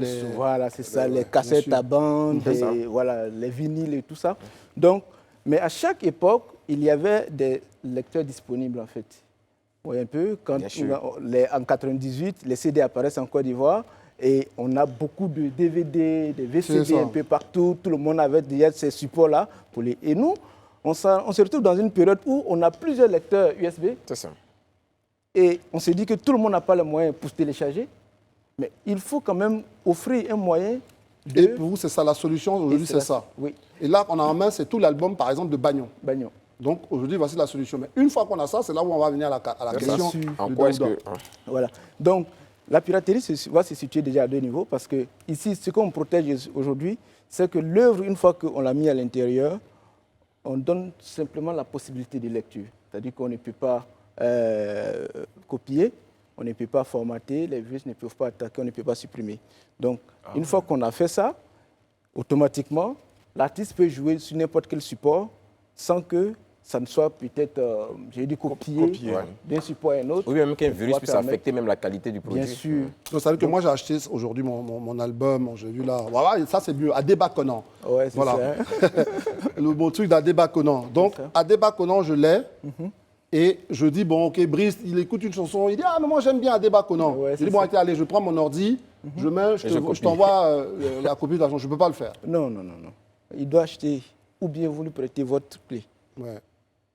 Et si il me prête sa clé, il n'écoutera plus les autres chansons d'Adeba Conan. Oui, bien sûr. Très bien. Mais ce n'est plus de la piraterie. Parce que justement, contrairement au CD, là où ça devient intéressant, votre technologie, je pense que du point de vue de la production même des CD, il y avait des coûts, donc il fallait chercher la jaquette, mettre le CD dans la pochette, ainsi de suite. Ça coûtait un peu plus cher. Oui, bien sûr. Et donc aujourd'hui, qu'avec la clé USB et votre technologie, on a ça à moindre coût. Et donc le coût... C'est relatif. Non, voilà, c'est ça que je voulais dire. C'est là que ma question, justement. Non, du coup, même ce que Brice est en train de poser comme question, c'est très intéressant. C'est pour ça que ça ramène au rôle de l'État. Ça existe depuis combien de temps, votre solution Depuis 2016. Officiellement, en 2018 qu'on a créé 2018. Est-ce que, quand par exemple aujourd'hui l'institution, parce que le problème de la piraterie, c'est aussi un problème de politique publique, on est tous d'accord. C'est-à-dire que le ministère de la Culture, l'État, à travers ces démembrements, doivent lutter pour sécuriser l'œuvre des artistes. Est-ce que sur ça, l'État vous contacte ou bien vous avez contacté l'État et qu'est-ce que ça a donné enfin? Nous, on a fait plusieurs tentatives. J'ai envoyé plusieurs courriers au niveau donc, du ministère de la Culture et pas mal de ministères. Mais malheureusement, certainement, leur agenda ne leur permet pas. Vous êtes bien gentil. On l'a dit ensemble. Voilà, c'est ça. Oui. Mais ils ne nous ont pas encore reçus parce que... Depuis 2016, ils sont très occupés là-bas. Vous ne pensez pas que souvent, les artistes eux-mêmes, en fait, font tout pour qu'on les pirate? Je m'explique. Oui. Parce qu'il y a certains artistes qui sortent leur œuvre et ils le mettent en... Oui. Ça est sur Internet partout pour qu'on le télécharge. Mais parce qu'on leur offre pas, est-ce qu'ils n'ont pas d'alternative? Alors qu'aujourd'hui, c'est ça qui est intéressant. Oui, mais en même temps, ils ne sortent pas d'album. Moi, je ne vais pas aller acheter une clé avec une seule chanson dessus. Non, c'est pas une seule chanson. Non, allons-y même sur ça. Mais pourquoi pas? Les chansons se vendent à l'unité sur Internet. Oui, vous avez le droit d'acheter une seule chanson, puisque vous l'aimez bien, de Aya Nakamura. Vous avez le droit d'acheter oui, j'aime bien Aya Nakamura, mais ça me permet d'écouter d'autres chansons à côté. Non, mais c'est ce que je veux dire. Vous pouvez acheter une chanson, au moins. Je pense qu'on peut revenir en fait sur ce que Brice est en train de dire, qui pour moi est une question fondamentale. C'est la question du coût en fait. Oui. Parce qu'aujourd'hui, c'est vrai, c'est de disposer du produit, mais à quel coût? Oui. C'est ça qui est important aujourd'hui. Parce que vous nous proposez une nouvelle technologie, on veut bien, mais bon. Oui, bien sûr. D'ailleurs, nous sommes à un coût qui est plus ou moins relatif, qui est un peu plus par rapport au CD. D'accord. Pourquoi un peu plus par rapport au CD? Parce que le coût même de vente, parce que depuis 2018 qu'on est là, de façon officielle, on a beaucoup de retours. Par exemple, en 2022, on a produit environ 100 000 cartes comme ça. Oui. On produit aujourd'hui pour la sous-région, pour plusieurs pays d'Afrique. Donc, naturellement, le coût par rapport donc au prix de vente, je dis c'est proportionnel. Quand l'artiste prend, il vend au moins une clé à 5 000 à 3 000 dans les prestations et ça passe très vite. Non, mais c'est à peu près le coût le CD, c'était à 3 000, non? Bien sûr. Vous voyez un peu? Donc, je veux dire qu'on est tous dans la même fourchette, mais cette fois-ci, on a plusieurs avantages que la clé présente. Et les internautes, tous les artistes qui nous appellent quand on essaie de proposer des CD, les gens ne veulent pas, ils veulent les clés. Oui, un peu. Parce que aussi, comme il a dit, les supports aujourd'hui, c'est les supports plutôt USB. C'est ce que tout le monde a, soit dans les voitures, soit dans les maisons, c'est plus ça. Donc tout le monde est intéressé plus par ces supports-là que d'aller chercher des CD qui ne sont plus d'actualité. Quand Elisa a dit ça, c'est là où je reviens encore, excusez-moi, c'est pas que je veux m'attaquer à l'État, machin. C'est que c'est à ce moment-là, parce que le rôle de l'État aussi, c'est d'observer les comportements. Donc, les gestionnaires de la culture dans notre pays, ils ont dû quand même se rendre compte que désormais, la majorité des consommateurs de musique utilisent des clés USB. C'est là où on est étonné qu'ils ne se jettent pas sur ce système-là qui va garantir la rémunération des artistes. Mais André, pour vous et pour notre invité Charles Nguessan, entre l'État et les consommateurs, il y a les artistes eux-mêmes. Quel combat ces artistes-là eux-mêmes mènent pour qu'on puisse les aider à basculer vers un nouveau modèle? Non. C'est pas moi qui dois répondre, mais tu maîtrises mieux le dossier. En fait, il faut dire qu'à ce niveau, on a plusieurs artistes. Une fois au premier contact, ils sont tout le temps favorables. Récemment, j'ai rencontré le doyen David Taïro. Tout de suite, on a fait sa production par rapport à son nouvel album. Voilà. Donc, vous allez voir que les artistes sont tout de suite partants, mais nous sommes dans un modèle économique. Les artistes ne vont pas se battre pour nous, en fait. C'est nous qui devons nous battre, et surtout que le Bureau d'Art, plus ou moins, nous soutient dans cette œuvre depuis le début. Pendant que... Donc, ok, finissez. Une fois que les artistes finissent, quand ils arrivent là-bas, ils leur disent « Ah, voilà, le support qui est là, vous venez, on stick pour vous, puisqu'on a mis aussi un système de stickage à froid directement sur ces cartes-là. Donc, c'est stickable directement au Bureau d'Art et c'est vendu de façon officielle. Maintenant, ce que je veux savoir, est-ce qu'aujourd'hui, cette technologie, avec le Bureau d'Art, vous avez des retours sur l'impact en termes de lutte contre la piraterie? Parce que le Bureau d'Art a des statistiques sur les œuvres piratées et tout ça. Aujourd'hui, avec cette production, est-ce qu'ils peuvent vous faire un retour pour dire qu'avec votre technologie, on sent que la piraterie a baissé d'un tel niveau? Bon, aujourd'hui, on n'a pas ce retour au niveau du Bureau d'Art. D'accord. On n'a pas ce retour au niveau du Bureau d'Art. Mais est-ce que c'est en prévu? Cependant, oui, c'est vraiment quelque chose qu'on prévoit. Parce que j'étais récemment même avec le DGA. On était en train de changer même sur la question. Okay. Parce qu'en fait, ici... avec ce qui est là maintenant, vous ne pouvez pas, si un pirate veut se lever pour aller reproduire Emitiapo, par exemple, il paiera 2 fois plus cher que Emitiapo elle. Donc, on ne peut pas reproduire la même chose comme ça pour vendre sur le marché. C'est-à-dire que nous, selon notre système, sur peut-être les 10 années à venir, les gars ne peuvent pas le faire. Parce que derrière, nous aussi, on prépare aussi d'autres produits beaucoup plus renforcer la sécurité. Vous m'avez piqué ma question, parce que c'était ça. C'est-à-dire que j'allais vous demander... on sait que ce qui est vraiment, je sais pas, je sais qu'il baisse un peu la musique. On sait que les pirates s'adaptent très vite face aux solutions qu'on leur propose. Et je demandais, le next step, c'est quoi? Qu'est-ce que vous allez pouvoir faire face aux pirates? Et voilà, il vous l'a dit. Oui, c'est ça, enfin. Voilà, vous l'avez posé comme ça. Bon, le bon côté, et moi en tout cas, je trouve ça très très pratique. Là, je peux vous demander, monsieur Nguessan, passez-moi 3 de vos albums. Je peux me balader dans les rues d'Abidjan et dans mes poches avec 3 albums d'artistes au complet. Qui ont le format d'une carte magnétique.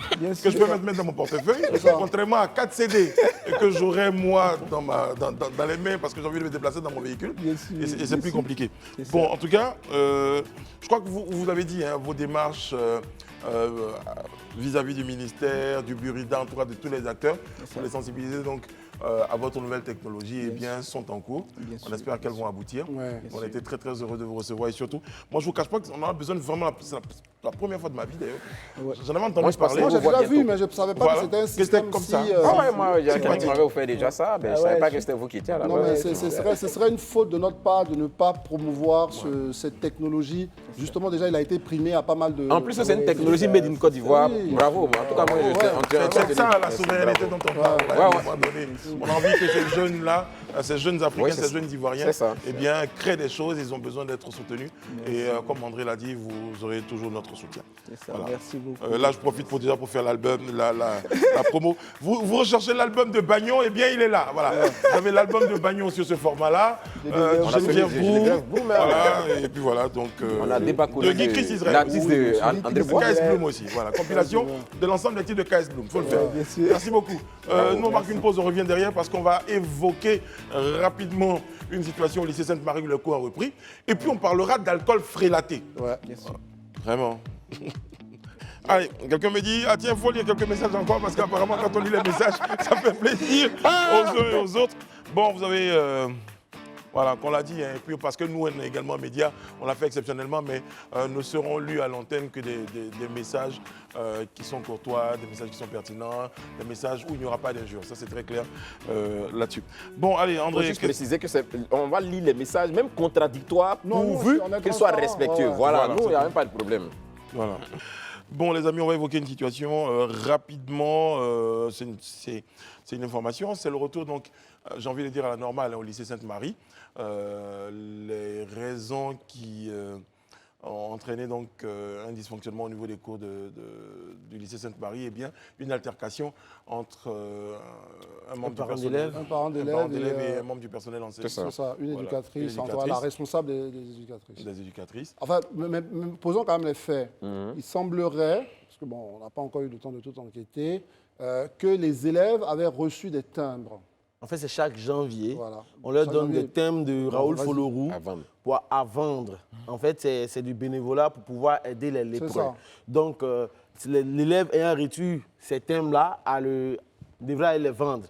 Après les avoir vendus, elle a ramené l'argent à l'école. Sauf que c'était un montant de 23 000, quelque chose comme ça. Je crois que c'est 25 000. Bon, ils n'ont pas été d'accord sur le montant. Ils n'ont pas été d'accord sur le montant, mais une chose est sûre, la maman de la jeune dame a dit qu'elle a donné 2 enveloppes.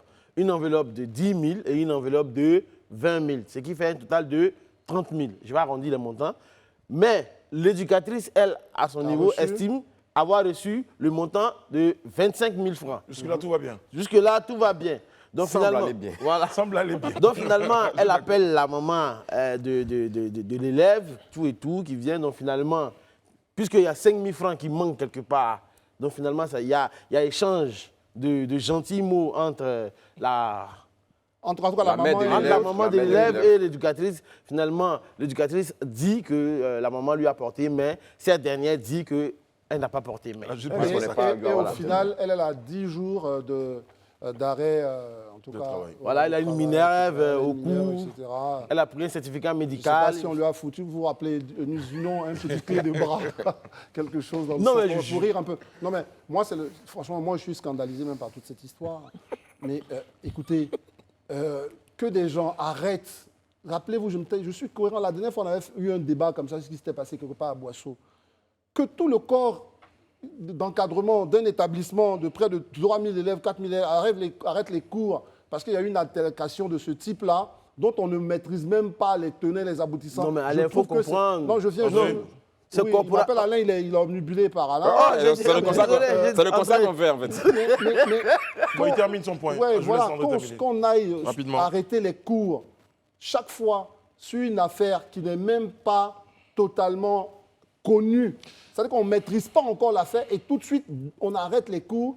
Je trouve que c'est exagéré, on est trop dans l'émotion. Ça peut être une affaire qui est portée devant la justice, parce que je pense qu'agresser quelqu'un, ça demande une petite démonstration devant les forces de l'ordre, la justice, etc.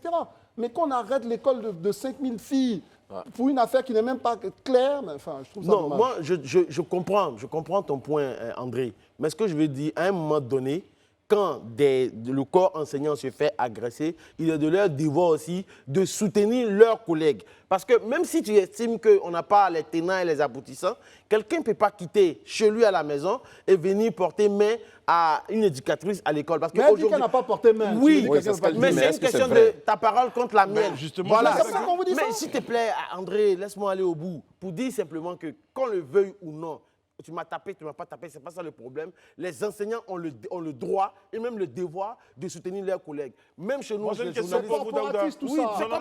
J'ai une question pour vous, Daouda. Oui. Les enseignants ont le droit de soutenir leurs collègues. Oui. Est-ce que vous pensez que c'est le seul moyen, l'arrêt des cours, pour soutenir un collègue? Mais quand on regarde notre système éducatif aujourd'hui... C'est bien d'en parler, voilà, justement, notre parce que j'allais vous en parler. éducatif aujourd'hui... Où on trouve déjà assez faible. Voilà, et qu'on se permet 2 jours... Non, en fait...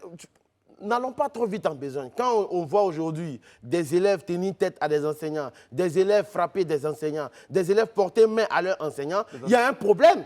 Donc, à un certain moment, je pense que le corps enseignant à son corps défendant va arrêter les coups pour que des solutions Mais c'est pas idoines le soient sujet, trouvées. en fait. Alors moi, la question que je pose pour possible là-dessus, vous avez l'impression que ces 2 jours, je sais pas, d'arrêt de cours aura réglé un problème? Oui, mais au moins, est-ce qu'on n'a pas posé le problème? On en parle là. Mais est-ce que vous pensez qu'on n'aurait pas pu poser le problème sans qu'on soit passé par cette Mais étape? au moins, ils ont arrêté les coups, on va situer les responsabilités. Vous Parce pensez qu'à un que si moment les donné- enseignants portaient un brassard, on peut dire par exemple qu'on est contre ce qui s'est produit, enseignants en en continuant danger, en colère, mais les gars, Bon, on c'est- n'en aurait pas non, parlé?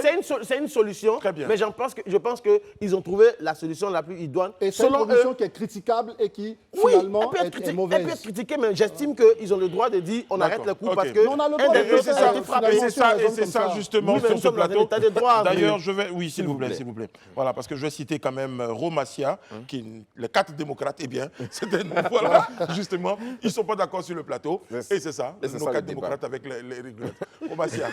Non, Romassia, C'est ça. il dit Romassia, il qu'on faut est que je le tous cite en d'accord. plus. Voilà, je Oui, à un l'adore. moment, si on est tous d'accord, on est Allez-y. d'accord, mais Voilà. enfin, si le ciel est bleu, il est bleu Moi, pour tout le monde. c'est vrai que je ne vais pas m'ériger en juge de cette affaire parce que je n'ai pas la compétence. Mais déjà, moi, après analyse et après réflexion, je pense déjà que le fait que le corps enseignant ait pris la résolution de faire arrêter ses cours, le personnel a décidé de faire arrêter les cours, et que même il y a eu un certificat médical qui a été délivré et autres, moi, je peux estimer pour ma part qu'effectivement, il y a eu agression. Moi, je peux l'estimer. Comme je le dis, je ne m'érige pas en juge. Toutefois, Mais tu t'ériges en médecin. Hein. Toutefois, je reste persuadé que la solution n'était pas l'arrêt des cours. Ça, c'est mon point de vue de protestation. Oui, toutefois, je reste persuadé que la solution n'était pas l'arrêt des cours. Déjà, même qu'on estime, en plus, Sainte-Marie, c'est quand même un lycée d'excellence, quoi qu'on dise. En plus, déjà, même qu'on estime que le quantum horaire est tellement short qu'il faut se battre pour pouvoir vraiment tenir les délais, arrêter des cours pendant 48 heures, presque 72 heures, je trouve que c'est quand même excessif. Donc, j'estime pour ma part que autant le corps enseignant doit être respecté dans son droit, le personnel éducatif doit être respecté dans son droit, autant j'estime quand même que le corps enseignant, le personnel éducatif devait aussi respecter le droit de ses élèves. Le droit de ces élèves-là, c'est de bénéficier des cours. Ça, c'est leur droit. Quand moi, je vous entends dire je ça, peux parler, je peux finir, s'il te plaît. Voilà. Ouais, parce que Voilà. Franchement, hein, Voilà. Élysée, S'il vous plaît, s'il vous plaît. il traîne. Mais vous n'êtes pas sérieux, vous. Il traîne sur les mots, il est chancelant. Prochainement, j'invite Romassia sur le Terminé. plateau et puis on va avancer. Voilà, c'est Romassia. Voilà, donc comme je le dis, je dis pour moi, les enfants ont droit de recevoir les cours, d'aller à l'école et de recevoir les cours. Donc pour moi, je trouve que le personnel éducatif, autant ils veulent que le droit soit respecté, autant ils auraient dû respecter le droit Mais des enfants. moi, Et ça, je c'est pas trouve que vous normal. avez- Nguessan Wilfried Conan, je vais lire quelques messages sur Oui, les moi, réseaux sociaux. oui. André, je reviens à vous. Nguessan Wilfried, que Xavier Conan nous dit comment porter l'affaire à la connaissance du grand public s'il n'y a pas de manifestation, arrêt de cours, arrêt de travail et marche. Il y a une réponse à cette question? Oui, il y a une vraie réponse à cette question. Allez-y. Mais on peut porter connaissance d'un événement qui se passe dans un établissement à travers un communiqué. Ils ont des syndicats, ils ont des groupes qui battent. Attends, laisse-moi finir aussi, parce que c'est devenu à la mode. Ils ont justement le droit de produire un communiqué pour dire il y a une chose qui s'est passée dans tel établissement. Et pour cela, nous, les enseignants, etc., nous sommes choqués. On ne peut pas, à tout moment, je viens. Vous savez, le c'est droit pas un de monologue grève, aussi, André. je finis là, je fais André, même pas une phrase. terminé. Le droit de grève est une chose acquise qui est tellement noble qu'on ne peut pas galvauder ça pour tout et n'importe quoi. Je réponds aussi à Armand Blé. Il fait bien de me dire, mais on proteste tout de suite. Mais les gars, tout de suite une protestation pour un événement, excusez-moi, dont on ne maîtrise pas vraiment tous les... Je suis obligé de me répéter, ne donne pas le droit de faire une grève, les amis. Non, ce n'est pas une grève. À aucun moment, ils ont Ils ont fait un arrêt de travail. Ils ont juste arrêté c'est le juste, travail. donc, Oui, ils ont juste arrêté donc le les travail. parents- S'il te plaît, quand tu... Et qui subit le préjudice? Voilà, S'il vous plaît, parce s'il vous qu'à un moment C'est la donné, bonne question.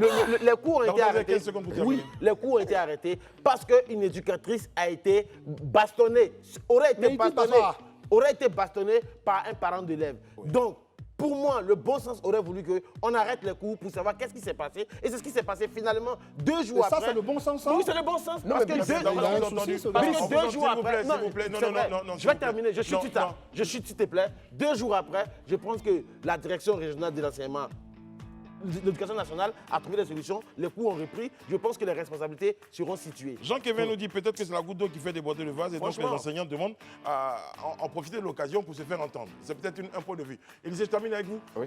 15 secondes. 15 secondes, ça va? Ok. D'accord, mais si tant est que pour faire entendre leur voix, ils ont fait des arrêts de cours. Moi, je le dis et je répète, ils ont bafoué le droit de ces élèves qui, eux, avaient droit à des cours. Donc, ces élèves aussi peuvent protester. Parce qu'en réalité, ils ont bafoué le droit de ces élèves-là qui avaient droit aux cours. C'est quelque chose qui s'est passé, d'accord. Mais les élèves-là, eux, ils ont droit à des cours. Mais ils étaient censés recevoir si ces ces élèves-là se permettent de protester, finalement, qui va payer le lourd tribut? D'autant plus que vous dites que... Mais c'est pourquoi le préjudice, grèvent, mais justement...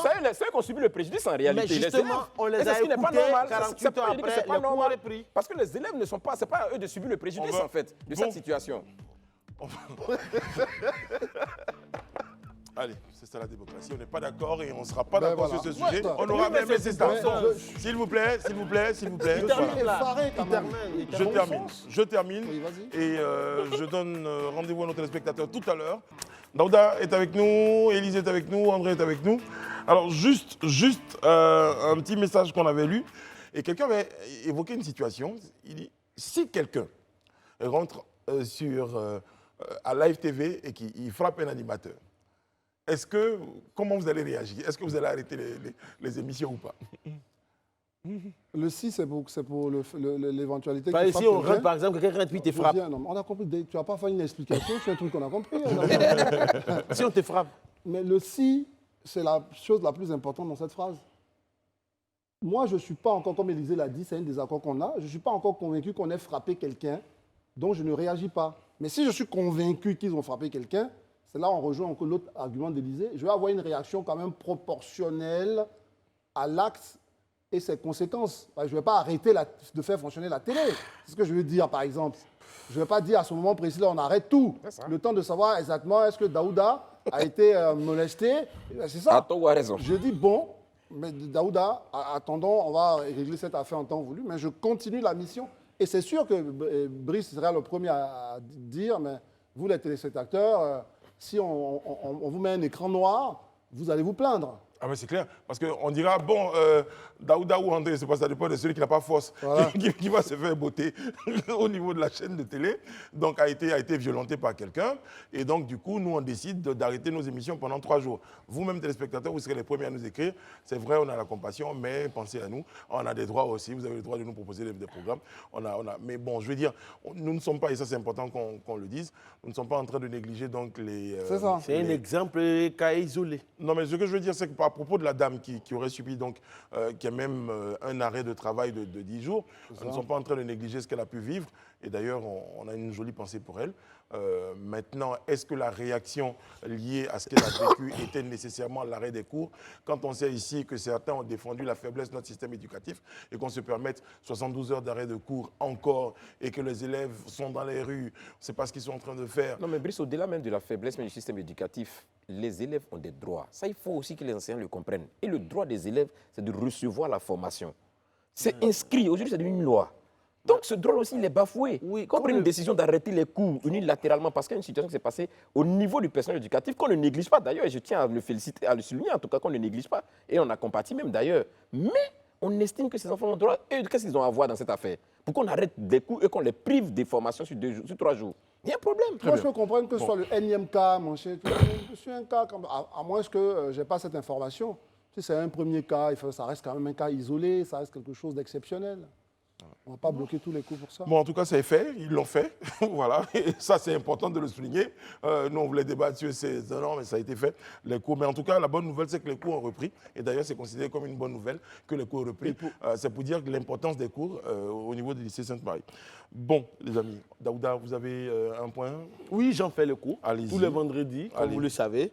Et donc aujourd'hui, je vais parler d'une initiative qui a été mise en place par la ministre de la fonction publique, Mme Anne-Désirée Ouleto. Les tribunes d'expression, en gros, c'est les vendredis de l'expérience.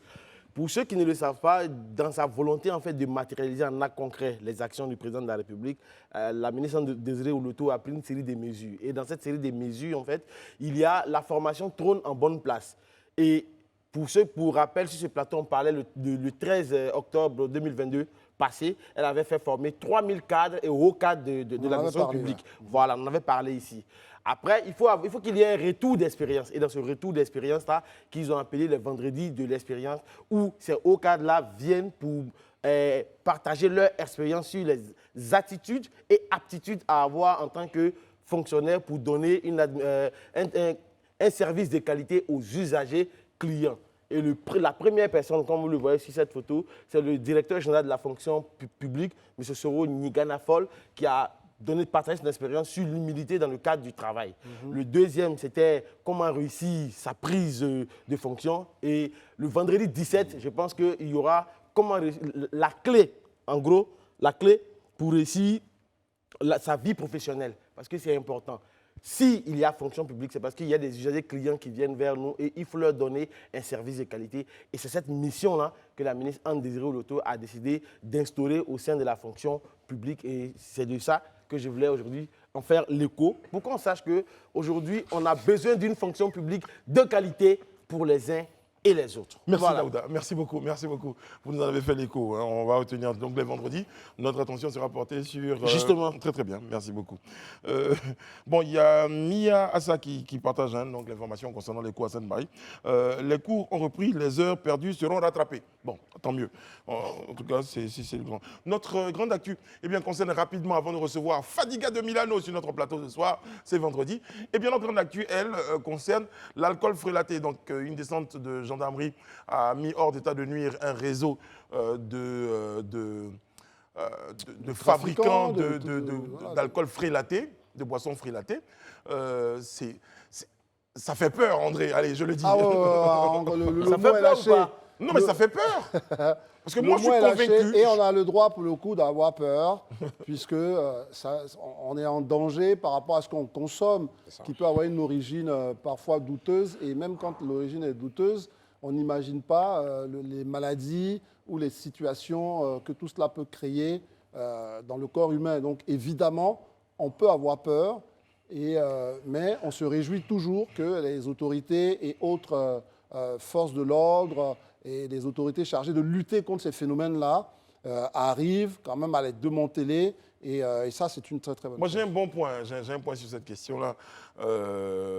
Élisée, je ne sais pas si vous avez vu les images comme moi, si c'est l'ensemble des images que j'ai vues, mais j'ai vu six personnes, autour de 5 ou 6 personnes qui ont été présentées. Ils ont arrêté 7 personnes. 7 personnes. Mais pardonnez-moi, André, mais quand vous regardez l'ampleur et si vous voulez la créativité même de ces personnes-là, je me dis, est-ce que vous pensez qu'il n'y a que ces 7 personnes-là? À la limite, ça me fait penser à un immense réseau. Ce sont ces personnes-là qu'ils ont trouvées sur place. Puisque l'opération a été menée à Anyama par la gendarmerie nationale, les éléments du général... C'est commandant ou général? Du général Apalo. Du général Apalo. Général de Code Apalo. Qui, sur instruction, sur signalement, ils sont allés très tard dans la nuit pour mener l'opération. Et ce sont ces personnes-là qu'ils ont trouvées sur place. Mais je ne pense pas que l'enquête se poursuit pour attraper les autres. Si Brice veut nous dire que est-ce que c'est ceux-là seulement qui sont dans la chaîne, j'allais dire évidemment non. Ce n'est pas eux qui distribuent ça à Benoît ou à Korogo. Vous parlez même de distribution, mais moi je parle même de la confection parce que ces bouteilles-là, ce n'est pas des bouteilles qu'on trouve quelque part et qu'on reconditionne. Ça veut dire qu'il y a un réseau même de fabricants de bouteilles. Non, c'est des bouteilles. C'est des bouteilles qui sont ramassées. C'est des bouteilles qui reconditionnent. Qui ramassent dans les... Non, mais moi, pardonnez-moi, mais vous imaginez, vous faites combien de poubelles pour recouvrir 50 bouteilles de... Non, Brice. Non, mais Brice, quand même, attends, Brice, tu es quand même quelqu'un... On n'a pas besoin de prendre son petit baluchon et de faire le tout. Il y a des gens... Non, je viens. Laisse-moi aller au bout. Il y a des gens en Côte d'Ivoire qui font du commerce de bouteilles vides. Je viens, il y a des gens qui font des commerces de bouteilles vides comme ça, en verre. Il y a des gens qui font la bouteille en plastique, etc. Donc, ce n'est pas les 7 gars qui se baladent pour trouver le truc. Donc, il y a des gens qui ont 10 000 bouteilles à vendre. Je vais plus loin, André, si tu permets. Ces bouteilles-là, je te promets, Brice, ce soir, c'est vendredi, fais le tour des 5, 6, 7 bars. Oui. Tu vas voir que ces bouteilles-là sortent et les gens viennent spécialement avec de gros sacs pour venir ramasser ces bouteilles-là. C'est pas ça le fond. Et après, ils sont lavés. pour être... Moi, en tant que fin limier, je donne une piste peut-être à la gendarmerie, je ne sais pas de mon imagination, mais je pense qu'il y a même un réseau de personnes qui travaillent avec ces bouteilles. Parce que je ne suis pas toujours sûr que toutes ces bouteilles sont des bouteilles de conditionner. Je pense ça et je le dis. Voilà. Non, c'est des bouteilles qui étaient déjà utilisées Ça en va, tout cas. vous l'avez dit, vous êtes... Non, il y en a, je pense que ce que Brice dit s'entend. Hein. Moi, je crois qu'il y a forcément un mixte. C'est-à-dire qu'il y a les bouteilles ramassées, il y a d'autres aussi qui sont certainement le fruit d'un réseau qui les fournit. Les réseaux sont allés jusqu'à voir même les étiquettes Mais il y a des impressions. Ça, c'est une impression. Ça, on va en Donc, je veux imprimer dire que tu n'as pas besoin d'avoir 20 personnes pour faire ça, en fait. C'est pourquoi on dit c'est vraiment un mixte, en fait. Voilà, c'est quelque chose qui est minutieusement monté. C'est toute une chaîne, en fait. Il y a ceux qui impriment les étiquettes, il y a ceux qui ramassent les bouteilles pour mettre à disposition, il y a ceux-là même qui sont chargés. Les gens ont les appareils pour fermer, pour faire les bouchons, de stocker, etc. il y a ceux qui sont chargés de dispatcher, en fait, voilà, ces bouteilles-là sur le marché. Donc, c'est tout un réseau, en réalité. Comme il le dit, c'est 7 personnes qui ont été prises sur les faits, qui ont été prises à l'usine. Certainement que la police et la gendarmerie poursuivent les investigations pour voir un peu. Dans la poursuite des investigations, j'aimerais bien, et ça c'est une proposition, j'aimerais bien également qu'on essaie de voir même les grandes surfaces. Parce qu'on a l'impression que là c'est vendu au petit bonheur la chance comme ça dans le quartier, mais je pense quand même que ces bouteilles-là... Pardon ? Pourquoi on a l'impression? Je ne comprends pas. Non, parce qu'on se dit, moi aujourd'hui, je suis parti acheter une bouteille dans une grande surface et je me dis forcément, il y a une forme de garantie d'acheter des bouteilles dans une grande surface parce qu'elle garantit l'authenticité des bouteilles. Mais je pense quand même qu'on devrait regarder de ce côté-là. Non, parce que moi, j'ai vu des vidéos sur l'élément. En réalité, ce que Brice veut dire, c'est que sur les bouteilles, même il y a de grosses enseignes qui sont très connues, ils ont l'étiquette de ces personnes-là pour bien boucher. Donc finalement, ils se demandent est-ce qu'il n'y a pas des grandes surfaces qui récupèrent ça pour les revendre. Il s'agit de dire que les fraudes sont partout. Mais les fraudes sont partout. C'est pour ça. Je savais que l'idée de commencer à dire les grandes surfaces ou les petits, c'est ce que je me pose la question. Parce que de toute façon, c'est un phénomène des gens qui veulent gagner plus. Non, parce qu'André, je le dis, pourquoi je le dis clairement, ça veut dire que de temps en temps, il y a des petites bouteilles d'alcool que mamie... Coco vend dans le quartier, tout le monde sait que ça souffre de beaucoup de doutes. Mais quand vous allez acheter quelque chose dans grande surface, c'est une garantie. C'est pas que je n'ai pas compris. Hein. En fait, je veux dire que tout le monde est soumis. Une minute. Tout le monde est soumis. Comme à bout. Tout le monde est soumis à la même loi du commerce, que ce soit la petite mémé ou chose. Parce que plutôt, c'est des produits de grande consommation. Donc, si la petite mémé qui est au bord de la route nous vend quelque chose d'origine douteuse, je veux dire que celui qui est dans le grand magasin, trivialement, on se dit que tout ce qui vend là-bas est sécurisé. C'est ce que Brice dit. Je pense aussi qu'il y a des craintes. Enfin, pour moi, c'est partout. Enfin, c'est ce que je veux dire. Vas-y. Il reste 20 secondes. 20 secondes, ok, d'accord. Moi, je voudrais juste revenir sur le sujet, le cœur du sujet, même interpeller nos concitoyens sur la nécessité de faire beaucoup attention. Parce que ça, ce n'est qu'un cas parmi plusieurs. Je me rappelle qu'il y a quelques mois de cela, on avait même intercepté une usine, excusez-moi du terme, oui, à Koumassi, des Chinois, voilà, qui étaient à la base, qui faisaient encore des boissons frelatées aussi. Et là, on vient de découvrir encore cette usine-là à Niama, cette usine fictive. Donc, c'est dire à nos concitoyens de faire très attention à ce qui se passe. Dernière chose, c'est d'interpeller nos concitoyens à signaler. Parce que si cela a été rendu possible, c'est parce que des gens ont signalé. Donc, si vous voyez des cas de ce genre d'usine à côté de vous, interpellez. Mais si ça a été fait, c'est parce que c'est nos concitoyens. La question, on va pas relancer le débat, mais ce n'est pas nos concitoyens.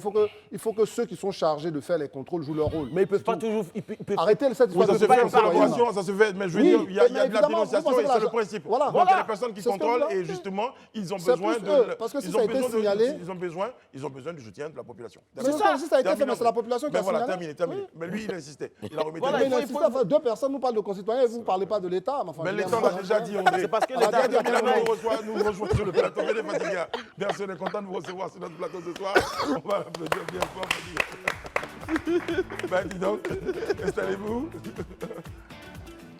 C'est un nom très très connu. Je ne suis pas sûr que le visage soit super connu, mais ce soir, on va sortir de l'ombre. C'est vrai. On va donner un visage à un nom qu'on attend très souvent, en fait. C'est vrai. Vous avez accompagné la carrière d'un bon nombre d'artistes. Allez, faites-moi un peu la liste comme ça de ce qui vous vient en tête. Bon, si je veux tout citer, on ne va pas quitter. C'est ça. On va commencer par les plus connus. Douk Saga, Soumbé, Petit Denis, bon, et plein d'autres. Qu'est-ce qui vous emmène à cela? C'est une passion? Vous dites à un moment donné, vous êtes intéressé à la musique, mais bon, vous voulez chanter, vous n'arrivez pas à chanter, vous voulez danser, et vous dites, bon, moi, je vais accompagner les artistes. Comment on fait? Non, en fait, d'abord, c'est pour rendre service. je suis dans un milieu en Europe où je vois qu'il me manque d'abord le zouglou. Et puis, je vois que les autres aussi, ils ne trouvent pas aussi la musique qu'ils ont besoin d'écouter, qu'ils ont envie d'écouter. Donc, je me dis, mais attends, il y a un problème là. Bon, moi, je fais marketing, communication. Donc, j'invente en même temps. Et puis, je me dis, je me fais plaisir en même temps. En même temps, je fais plaisir aux autres. Peut-être je gagne un peu d'argent aussi. Voilà comment tout part. Vous dites bien, vous gagnez de l'argent. Ouais. Chaque Fadiga de Milano, c'est quoi? C'est un producteur? C'est un manager? C'est quoi juste la fonction de chaque Fadiga de Milano? Non, Fadiga de Milano. Ah pardon, Fadiga de Milano, désolé. Ça, c'est moi-même qui ai le pas chef. maintenant, désolé. Il n'a pas fait la mec. C'est mon petit frère. Il a été fait Ah la mec. d'accord, ok. Ah d'accord, ok. Fadiga de Milano, il est producteur. D'accord. Il est producteur, distributeur, réalisateur. Musique, cinéma. Ok, d'accord. Musique, Mais vous étiez sans doute dans les loges, parce qu'on va faire une petite connexion avec ce qui s'est passé tout à l'heure. D'accord. Quand vous voyez l'initiative là, du jeune Ivoirien qui était là tout à l'heure, Charles Nguessan, vous vous dites quoi? Enfin, quelque chose qui va sécuriser un peu les revenus des artistes? Ouais, Comment vous réagissez face à oui, ça? en fait, c'est ce que je me dis. Mais le problème, c'est que cette usine, ou bien cette unité qu'ils ont là, existe déjà en Côte d'Ivoire depuis 2018. L'État de Côte d'Ivoire a mis plus de 100 millions pour réaliser une usine de pressage industriel, CD, DVD, clé USB 4. Et après, l'État a abandonné l'usine comme ça. Attendez, non, là, Non, carrément. là vous nous embouchez un coin. Là. Attendez. C'est-à-dire que vous nous expliquez. C'est pas eux, Non. mais c'est une autre structure, Non, c'est non, ça? non, attendez. Je comme dis ça, bien pour l'État de votre Côte question. d'Ivoire. Vous nous expliquez. Ouais. Il va répéter, peut-être la répétition est pédagogique. Oui, bien sûr. Que l'État de Côte d'Ivoire Ouais, effectivement. a investi 100 millions Oui. dans une usine dans le cadre d'un projet. Ouais. Et aujourd'hui, cette usine-là n'a jamais vu le jour, on n'est jamais sorti de terre. C'est quoi le. Non, l'usine est sortie de terre. Les machines sont là, tout a été installé, elle Mais a c'est quoi le fonctionné. problème? Bon, c'est compliqué. Tu vois. Bon, je ne sais pas c'est quel est le problème, mais je pense que c'est le problème de personne. Après, ils ont laissé tomber. Aujourd'hui, cette usine n'est pas. Ils ont laissé à l'abandon. C'est pas vrai. Non, ils ont laissé à l'abandon, calmement, quoi, rien, sans problème. Ça ne gêne personne, ils ont laissé à Vous l'abandon. voulez nous dire là, en ce moment, Fadiga de Milano, vous êtes sûr que cette usine ne fonctionne pas, elle ne presse pas de CD, elle ne presse pas de CD. Je suis en train de vous dire, j'étais l'un des porteurs du projet. Voilà, ça, Donc, c'est je sais de quoi je parle. Voilà, j'invente rien. C'est où l'usine? Alors, quand vous arrivez à 7e train, vous voyez le Bluetooth. Bien sûr. Vous voyez juste, après Bluetooth, il y avait un restaurant avant, à l'époque, comme on l'appelait Solarino. Le Solarino. En face du Solarino, vous allez voir un bâtiment orange-bleu. C'est là qu'ils sont installés, à ce jour encore, l'usine de pressage CD, DVD, clé USB 4 de la Côte d'Ivoire. En plus, on devait fabriquer les CD à 100 francs l'unité. Les clés qu'il vous a montrées, elles devaient être fabriquées à 200 francs. En qualité industrielle. Ces machines font autour de 20 tonnes. En qualité Bon, vous industrielle. étiez dans le projet, et puis je te laisse la parole. Vous étiez dans le projet en quelle qualité? j'étais C'était porteur. quoi? Vous deviez faire quoi, vous, dans le projet? Non, Au-delà parce d'être que moi, porteur. j'avais La pérennité du Non, projet. j'ai l'expertise, Ouais. l'expérience. Donc, avec d'autres personnes, un projet a été présenté au ministère, que le ministère a validé, au temps de M. Bandama Maurice, qui a validé, qui a financé. Bon, tout était bon, quoi. Mais alors, Bon, moi, après, on m'a sorti du projet. Bon, de porteur de projet, je suis devenu porteur de café. Bon, et puis un matin, bon, je vois qu'on a mis un jeune homme de 23 ans qui venait d'un autre monde, informaticien de son état, qui n'a jamais vu un CD, un DVD. Bon, Qui gérait la structure en question. Voilà, en fait, ça, quoi. nous allons enquêter dessus. on peut c'était vous bizarre, promettre. quoi, tout ça. Ouais. Donc, et puis après, on m'a mis dehors. Bon, y a pas de souci. c'était pas lui qui venait de partir. Hein. Non, non, pas du tout. Ce que je voulais juste savoir, quelle était la forme juridique de cette entreprise? C'est une société d'État ou c'est juste des privés qui ont reçu bénéficié d'un une subvention. financement, d'une Non, non, subvention non, de non. l'État? Ce que je sais, j'ai dit que j'étais le porteur projet. Le Burida a contribué, le ministère a contribué. Donc, pour réunir 100 millions, ben après ça a dépassé même. Ben, voilà. Très bien. Après, les gens laissent à l'abandon parce qu'ils ne voulaient pas que d'autres personnes gèrent la structure. Ils ont préféré, si ce n'est pas eux, personne Ça, d'autre. c'est Bon, une voilà, interprétation, Fadiga de Milano. Voilà, donc, C'est une voilà. interprétation. Alors, pour revenir à ce que vous faites et que C'est vous ça. faites bien, Ouais. vous avez accompagné un bon nombre d'artistes, vous disiez on gagnait de l'argent. On gagne toujours de l'argent à être producteur aujourd'hui? Oui, pas de la même manière. On gagne tous de l'argent, mais les formes ont changé ou bien du moins se sont diversifiées. Donc ça fait qu'il y a plusieurs manières. Après, avant, bon, un producteur il gagne dans le disque physique, il gagne peut-être dans les concerts, dans la promotion. Mais aujourd'hui, bon, avec l'avènement du numérique, tout ça, les choses ont changé.